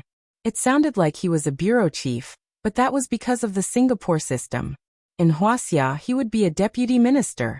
Ever since the Republic of China, Guo Shihai understood a principle. No matter how the world changed, there was nothing wrong with currying favor with the person who held the gun in his hands. The moon was bright and the stars were sparse. The lights were bright, and the melodious sound of a piano could be heard in the huge European-style manner. A pianist invited from Croatia was passionately playing Flight of the Bumblebee. There were many guests on the lawn. The rich and powerful appeared one after another, and there was no lack of politicians among them. The men were dressed in suits and leather shoes, while the women had exquisite makeup on. Some were dancing, while others were holding champagne in their hands, politely chatting and exchanging pleasantries. The parking lot outside the gate was filled with luxury cars. There were Maseratis, Rolls-Royces, Mirages, Mercedes-Benz, and BMWs. They were all very common, and together, they were worth a few 100 million yuan. It was enough to open a large-scale car show. Looking back at his huge European-style manor, Guo Shihai couldn't help but feel proud. He had bought this manor from a fallen British aristocrat years ago. It covered an area of about 200 acres, and it had Roman pillars, a large vault, and was built with marble. It was very imposing. If it was during the British colonial period, people without aristocratic titles would not be allowed to live here. It was still better in a capitalist society. The weather outside was a little hot. Eighth concubine brought a cup of iced tea, fanned him with a small folding fan and persuaded him. "Sir, go in and wait. We don't know when Director Li will come." "Woman, what do you know?" Guo Shihai frowned and scolded, waiting patiently. A low-key black Audi A6 drove into the parking lot. The driver got out of the car and opened the back door. A middle-aged man in a black and blue police uniform got out of the car. He straightened the collar of his uniform and suddenly saw Guo Shihai standing at the door. He hurriedly stepped forward and exclaimed, "Sir, how could I dare to accept this honor?" Guo Shihai smiled and said, "You're too kind, old man. I hope Director Li can forgive me for not coming out to meet you." Deputy Director Li smiled and said, "Old man, you must be joking. Come, bring me my birthday gift." The orderly brought over a box and opened it. Inside was a pair of Dotsai chicken cup from the Ming Dynasty. It was worth at least a few million XI in new dollars. "Director Li, you've come to my humble abode. This old man is already very grateful. How can I accept such a generous gift?" Of course. Fifth brother and I are good brothers, so you're my elder." Director Li walked in hand with Guo Shihai and said with a smile, "Mr. Prime Minister said that you're the industry giant of Singapore, the economic pillar, and the indelible contribution to the economic boom of Singapore." When they passed by the gate, several policemen arranged by fifth brother of the Guo family to guard the gate followed and shouted in unison, "Salute!" Director Li's arrival could be said to have pushed the birthday banquet to a new climax. There were all sorts of people in the courtyard, including the rich, high-ranking officials, the big brothers of society, cultural celebrities, and models. The huge lawn was full of guests, eating Western pastries and drinking champagne. From time to time, there would be a ballroom dance. The courtyard was filled with people, music, chatter, and laughter. Director Li was invited into the banquet hall. The banquet here was different from the Western buffet outside. It was the Manchu Han Imperial banquet set by the Millennium Hotel. The old man was fond of such things, and a table of dishes cost more than 100,000 RMB. Looking at the big longevity character hanging above the door of the banquet hall, Director Li joked, "You should add a happy character." The Guo family and the Wang family's marriage is a powerful alliance that shook the entire Singapore. At this time, everyone's eyes were on a young man sitting at the table. Their eyes were full of respect. This man was in his early 30s. He was wearing a long blue robe and had an otherworldly aura. Wang Zhibua, the great-great-grandson of Wang Chongyan. He had received the true teachings of Wang Chongyan and lived up to everyone's expectations. He had reached initial transcendent state before the age of 30 and was known as a grandmaster. He had also mastered Dharma spells and was an expert in physiognomy, feng shui, and plum blossom divination. Many Gong Tao masters, Gu masters, and Gu Mantong were no match for him. Now that Wang Chongyan was in seclusion, only a few tycoons in Southeast Asia were able to hire him. He was in charge of many affairs of the Chinese Society of Singapore. In the vast Singapore, he was known as the Young Grandmaster. He smiled humbly and cupped his fists. "My name is Wang Zhibua. It is an honor to meet you, Director Li. So this is Lin from the Wang family? What a handsome young man. Lily, Uncle wants to congratulate you. You're a perfect match for each other," Director Li said with a smile. The status of the Wang family was high. Marrying Wang Zhibua was more prestigious than marrying the son of the Prime Minister. Beside him, Guo Lily was wearing a red backless evening gown and a pair of slender high heels. She was tall and slender, and her full breasts were bulging like a little princess. She smiled shyly and said, "Thank you, Uncle Li. Let's try to have a baby soon." Director Li laughed heartily. "Indeed, Zhibua Lily, you have to do your best. Gua Shihai liked his grandson-in-law more and more. He was a martial arts master and was well versed in Dharma spells. With such a powerful man around, no one would dare to mess with the Gua family. Now that he had a marriage alliance with the Wang family, his sights were no longer limited to Singapore. Instead, he had set his sights on Southeast Asia, and even the Japanese and South Korean markets. The hall was filled with laughter. Everyone was happy and harmonious. Gua Changxing sipped a glass of red wine and gave Gua Lily a cold smirk. Little girl, that devil Jiang Tian is about to attack us, but you don't know anything about it. This time my father and I have arranged a lot of police and hired thugs. Later, it will be up to us, father and son, to turn the tide. Let's see who Grandpa values more. The car stopped at the entrance of the Gua family manor. Li Xinyue could not control herself anymore. Her face was pale and her voice trembled. Jiang Tian, don't go in. Why? Jiang Tian had already opened the car door and was about to step out. Gua Changxing wants to deal with you. Li Xinyue gritted her teeth and said. They want me to lure you here. I know it's my fault, but I'm in a difficult position. If I don't do it, Yang Wenluan will fire me. You should leave now. Yang Wenluan came out to welcome them. He was furious when he heard that. Li Xinyue, what are you talking about? Shut up. Jiang Tian, let's go in now. I know. Jiang Tian walked toward the entrance of the Gua family manor. Then why aren't you leaving? Don't you know how scary the Gua family is? Li Xinyue quickly got out of the car and chased after him. She suddenly realized something and said, Are you here to apologize? That's good too. Did you bring the sachet? I'll plead for you. Just because of that, I'll spare your life. Jiang Tian said calmly. What did you say? Yang Wenluan and Li Xinyue looked at Jiang Tian in confusion. Jiang Tian strode toward the entrance. 2 police officers stopped him and said coldly, Sir, please show us your invitation. Gua Lily, you owe me 10 billion. It's time to pay it back. Jiang Tian sneered and suddenly used the demonic dragon roar. The sound waves surged and a powerful aura spread in all directions. Boom. With a bang, it was as if a level 18 hurricane had swept past. The stainless steel telescopic door was deformed and twisted before it finally shattered. It rolled out like an iron dragon. The sound waves were like waves crashing against the shore. Many guests on the lawn were thrown off their feet. The stainless steel buffet tables were all sent flying. It was a mess. A few police officers nearby were sent flying 7 to 8 meters away. They were bleeding from their orifices and passed out.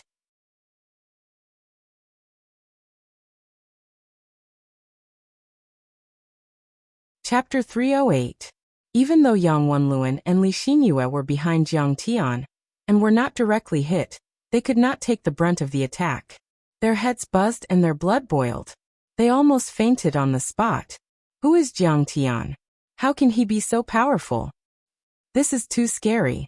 Yang Wenluan and Li Xinyue stared at Jiang Tian in shock. They were dumbfounded and tongue-tied.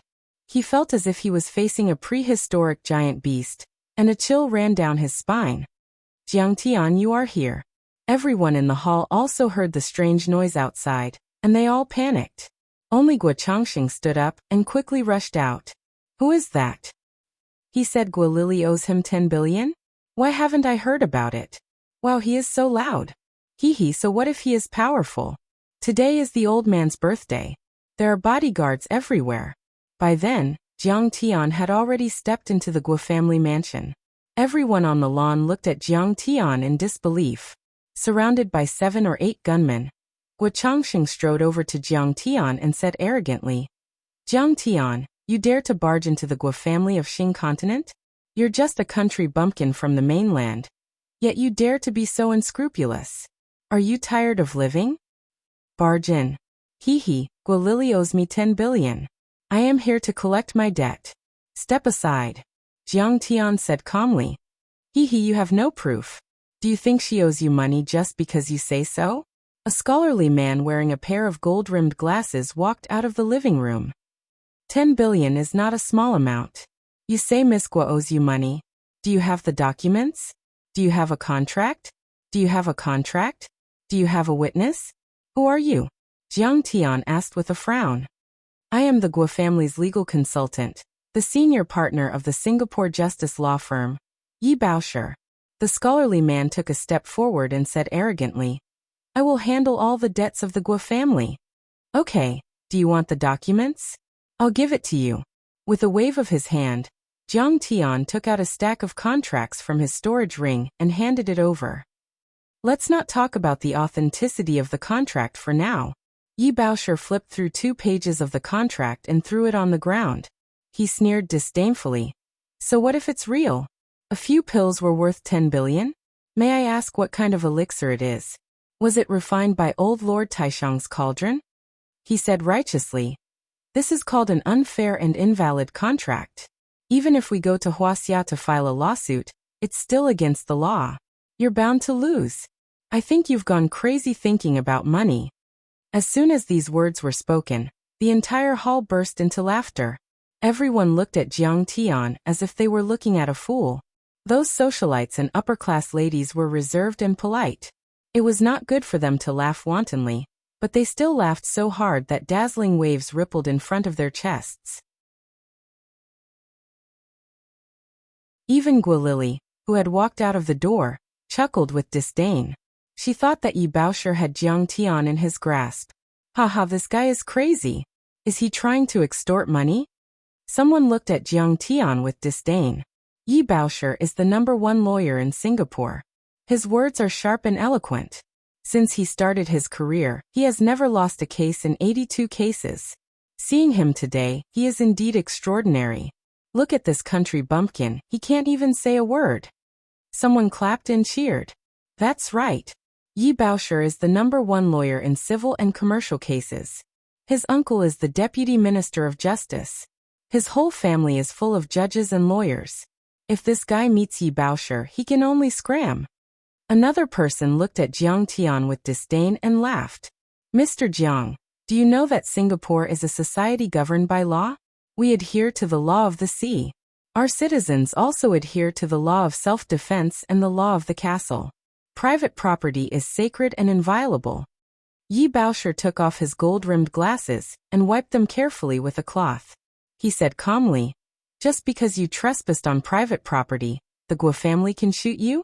But since you are from a backward area in Wuxia and are not familiar with the legal environment of our advanced civilization, I will not argue with you. Get out of here." Interesting.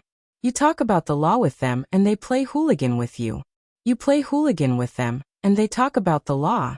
Jiang Tian's heart did not waver. He even wanted to laugh. The Guo family, what kind of people were they? In Singapore, they could be said to be oppressive and tyrannical. Who knew how many people had died on their hands? In the distant past, Guo Lily had once brought people from the Singapore Chinese society to assassinate him and steal the frost crystal. In the recent past, they had even used Elder Blue and other sorcerers to kill the Hilton sisters. But such a family with a human face and a beast's heart still talked about the law, utility, and morality. It was the biggest joke in the world. "You are just a small litigation stick. You have no right to talk to me." Jiang Tian could not be bothered with him. Instead, he looked at Guo Lily and said calmly, "This 10 billion Wuxia dollars, do you admit it or not?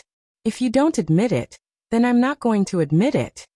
A sorcerer from Wuxia pulled Guo Lily aside and said softly but urgently, "Miss Guo, this matter needs to be treated with caution.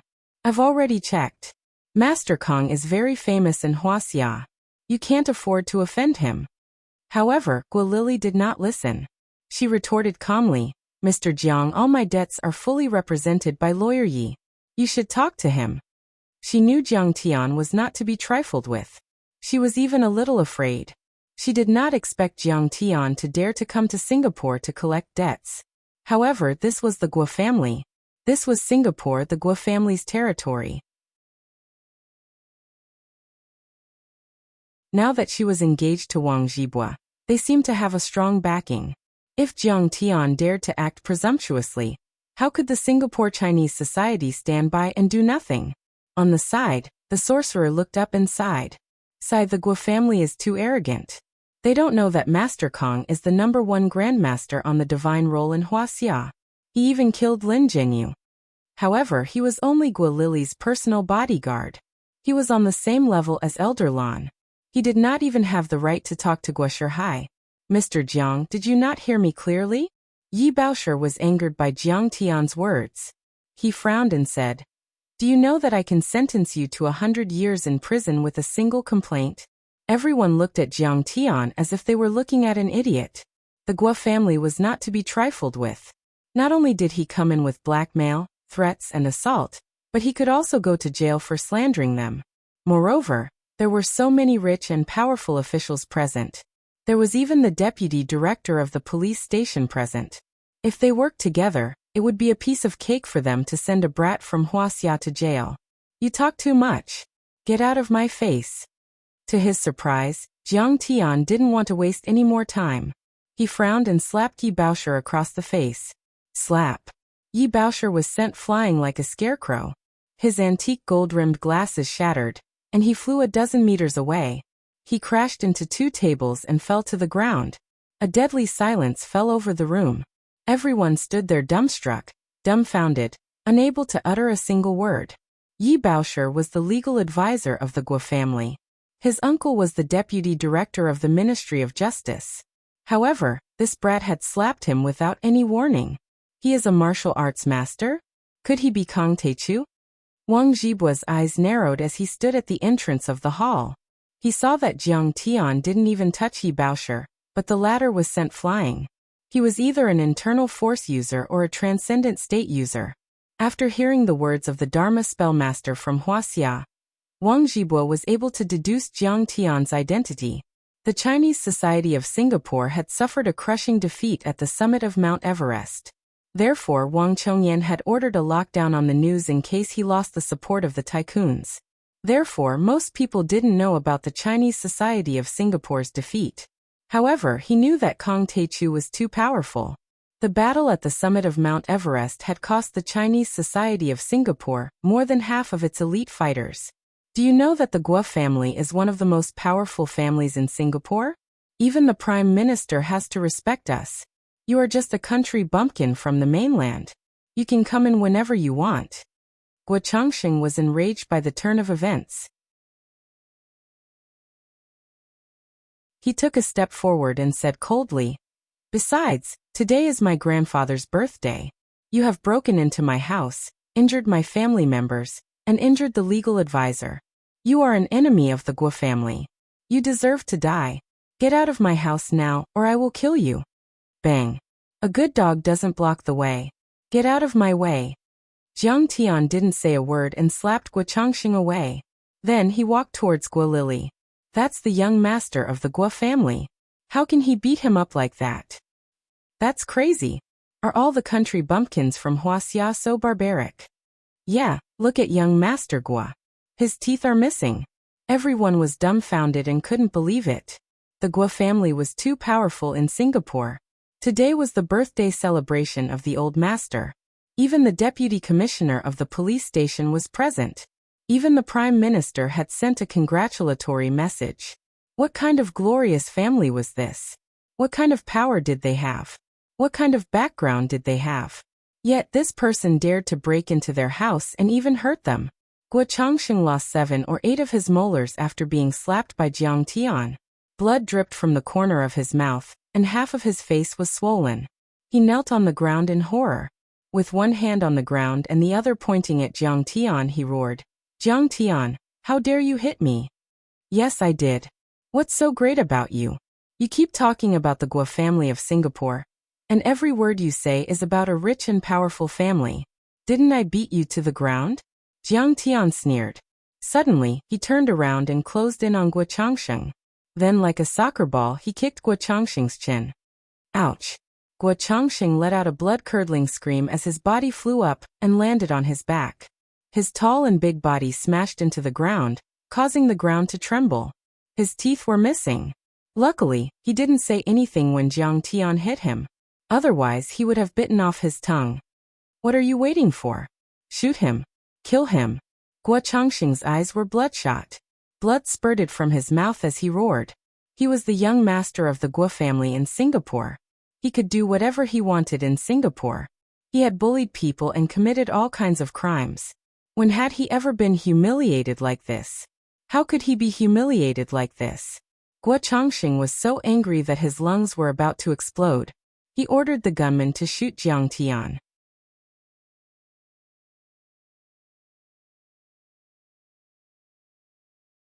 Chapter 309. The bodyguards and gunmen were stunned by Jiang Tian's ferocious actions. This person was too ruthless, too ferocious.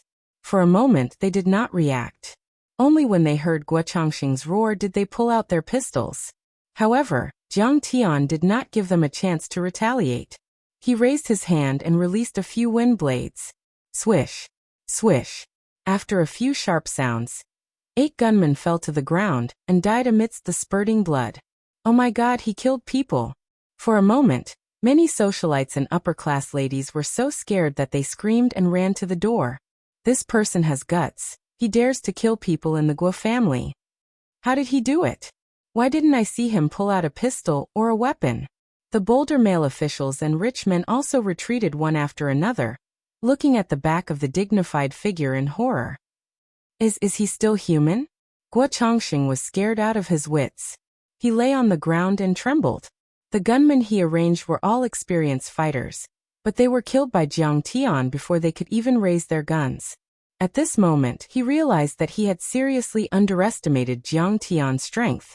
After all, he was a valiant existence that could kill Bong of Kuan Tian and Meng Kong of ancient Muay Thai.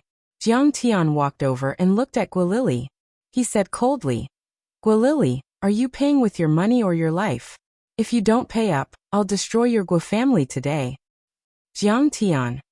Guilili was so scared that she took a step back. She held Wang Zhibua's hand tightly, as if this was the only way to comfort her. "Master Kong and Wang Zhibua, I've heard that your martial arts are amazing and your spells are profound. Why don't we have a spar?" Although Wang Zhibua knew of Jiang Tian's fame, he had never seen Jiang Tian in action. Deep down, he did not believe that Jiang Tian could kill so many experts on the peak of Mount Everest by himself. In his opinion, it was very likely that many masters and mighty figures of the martial arts world in Wuxia, and even the military had made their move. However, it was generally inconvenient for the military to directly intervene in the disputes of martial arts. Therefore, he had used Jiang Tian to intimidate the Southeast Asian and Singapore Chinese societies. Jiang Tian's true power was only at the initial transcendent state, which was the same as his. In the past 100 years, no one in the martial arts world had reached the transcendent state before the age of 30. Moreover, he did not sense the powerful aura of a martial artist from Jiang Tian. Wang Zhibua? I've never heard of it. Jiang Tianli ignored all of them. Instead, he glared at Guilili and said indifferently, "Are you going to repay me or not?" Before Guilili could speak, Guo Shihai walked out of the hall and faced Jiang Tian. He looked at Guilili and smiled. "Lily, is what eldest brother Jiang said true?" Guilili nodded reluctantly and said, "Yes." "Lily, why didn't you tell us this earlier?" The current family head, Guo Junfeng, was furious. Guilili's eyes were brimming with tears. She wanted to say something but stopped on second thought. She wanted to make a name for herself, so she only said that she had asked for the medicine. After all, Jiang Tian was only arrogant in Jin City, and would not be able to make a name for himself in Southeast Asia. Little did she know that Jiang Tian would be so bold as to come knocking on her door. Guo Shihai furrowed his brows and then smiled. "Master Kong, this little girl wanted to make a name for herself in the family, so she did not tell the old man about it. If that is the case, the Guo family will keep their promises. Give me your bank account number, and I will ask my secretary to transfer the money to you." Jiang Tian furrowed his brows. He wanted to suppress the Guo family and take the opportunity to attack Wang Chongyan's dojo. He did not expect that the Guo family would give in. Fine, one step at a time isn't considered a step. Jiang Tian handed over the bank card. "Master Kong, you are a young hero. The old man admires you very much. Since you are here, why don't you have a drink with me?" Guo Shihai handed the bank card to the butler and held a glass of wine in his hand. He did not move and smiled casually. The old man was still calm. He came to Southeast Asia with a straw mat and lived through the British period, the Japanese period, the period of self-government, the merger of Singapore and Malaysia, and the establishment of the country. He had fought with the British, played with the Japanese, raced with the warlords, and drank with the president. He had seen everything. How could a kid with some martial arts scare him? There was no way. Wang Ma, bring a glass of wine for the hero. The old man's magnanimity were impressive, and everyone was relieved. A maid brought over a glass of champagne on a tray. Jiang Tian didn't stand on ceremony, and took a sip of the champagne. Guo Shihai pulled Jiang Tian to the courtyard and sat down. He chatted with Jiang Tian for a while. The butler whispered something in his ear. Guo Shihai stood up and said, Mr. Jiang, because of the foreign exchange control, I need the old man to sign a document in the study room. I will take my leave first. Jiang Tian nodded. Guo Shihai spent 5 minutes in the room. Jiang Tian said impatiently, Old Master Guo, what's going on? It's only 10 billion. Is it so troublesome? Hurry up and transfer the money. At this moment, 3 explosion-proof armored vehicles broke through the door and drove in like lightning. With an elegant sweep of their tails, they surrounded Jiang Tian in the middle. The car door opened, and the sound of footsteps could be heard. It was like thunder, and the sound was shocking. More than 20 armed police officers were half-kneeling on the ground, holding M16 assault rifles as they surrounded Jiang Tian. Almost at the same time, 7 or 8 small red dots appeared on Jiang Tian's body. They were the infrared sights of the sniper rifle. Chi. A series of parabolic shots were fired from the surrounding high-rise buildings onto the marble walls of the villa. One by one, the special police officers relied on their own weight and slid down along the ropes of the parabolic guns like flying men. 3 armed helicopters appeared one after another in the sky above the courtyard. Ropes were lowered, and gunmen with loaded guns quickly slid down. In less than a minute, the entire Guo family mansion was filled with hundreds of police officers. Like divine soldiers descending from the heavens, they suddenly appeared and surrounded Jiang Tian. Due to the prosperity of Hong Kong's film and television industry, the audience in the mainland knew about Hong Kong's famous Flying Tigers and PTU's mobile force through films and TV series. As for the Singapore police force, not many people knew about it. However, in reality, the Singapore police force was ranked number 1 in the world in terms of combatability. Under the outstanding work of the SPF, Singapore's social security was good, and it had become one of the countries and regions with the lowest crime rate in the world. Guo Shihai knew that reinforcements had arrived, and his confidence was greatly boosted. Standing on the 3rd floor of the villa, he looked down at Jiang Tian through the bulletproof glass on the window and laughed. So what if I don't give you the 10 billion? Surname Jiang, surrender now and you'll still have a chance to live. Otherwise, haha. He also knew that Jiang Tian was a martial artist. He even killed the heavenly earth Bong Meng Kong, but so what? There were hundreds of fully armed police officers here. How could Jiang Tian come here unarmed? Suspect, don't make any unnecessary resistance. Surrender now, or else I'll have my men open fire. Beside him, Deputy Director Li was also proud. This was the strength of the Singapore police force. It was like divine soldiers descending from the heavens. It seems that Wang Chongyan didn't tell you the news of me crushing the Southeast Asian experts on the summit of Mount Everest. That's right, losing so miserably will also affect his image in the eyes of these rich and powerful officials. Jiang Tian sneered in his heart. He then sneered. You want to kill me with just a few black dogs of Singapore? Are you qualified? Before he finished speaking, Jiang Tian's divine sense moved. Chi, a small black flying sword suddenly appeared in his hand. How did he suddenly have a weapon in his hand? Everyone was shocked. They couldn't believe it. It was like magic. Before they could react, Jiang Tian had already thrown the small black flying sword out like a javelin. Whoosh! Xiao Hei's flying sword grew bigger in the wind and shot out like a rocket launcher, breaking through the sound barrier. With a boom, the roof of a building hundreds of meters away suddenly exploded. 2 snipers were killed. Jiang Tian's small black flying sword was back in his hand in the blink of an eye. He threw it out again. A bullet was fired from another sniper's Barrett sniper rifle. At the same time, The small black flying sword in Jiang Tian's hand shot out again. Clang! The bullet was directly deflected, and Xiao Hei's flying sword shot forward, chopping the sniper into minced meat. Then, the small black flying sword seemed to have a mind of its own. In less than a second, the small black flying sword made a curve between the tall buildings a few hundred meters away. In just a few seconds, all the snipers of the Singapore police force were wiped out. What? Deputy Director Li was shocked. He shouted in panic, "Open fire! Open fire!" Without waiting for the Singapore police force to open fire, Jiang Tian stomped his foot, and a 3-meter deep pit appeared on the ground. At the same time, a strong aura spread in all directions. Many police officers seemed to be in the middle of a hurricane. They screamed in shock and were thrown off their feet. Their shields and figures were like withered daisy petals, flying backward one after another. More than a dozen people nearby were directly shaken, and their explosion-proof shields were shattered. They vomited blood and passed out. 3 explosion-proof armored vehicles were thrown into the air. Then they were pushed away by the violent aura and rolled like stones, crushing a few more police officers. At the same time, Jiang Tian had used the recoil force to shoot up to the roof of one of the villas and broke out of the encirclement. Jiang Tian stood proudly on the roof of the villa. He used the small black flying sword for the first time, and cut a helicopter's cockpit into pieces. Boom! The helicopter's engine suddenly exploded. The huge flames were like blooming fireworks, enveloping the entire space within 100 meters. The entire villa was enveloped, and the entire villa trembled. "Break!" Jiang Tian shouted.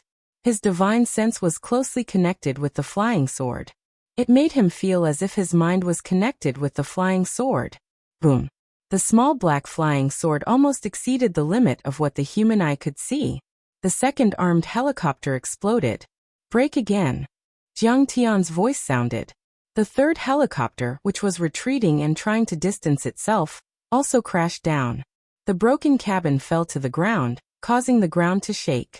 The spinning propellers directly smashed the 3 tycoons and socialites into meat paste, sending them flying more than 10 meters away. You're tuning into the Li Mei's Wuxia Whispers YouTube channel. We're so grateful for your support, and don't forget to subscribe to join us on this incredible journey through captivating stories. Your generosity through donations truly makes a world of difference, as it's the primary source of revenue that allows me to expand and enhance this channel for you. Thank you from the bottom of my heart for being a part of this adventure.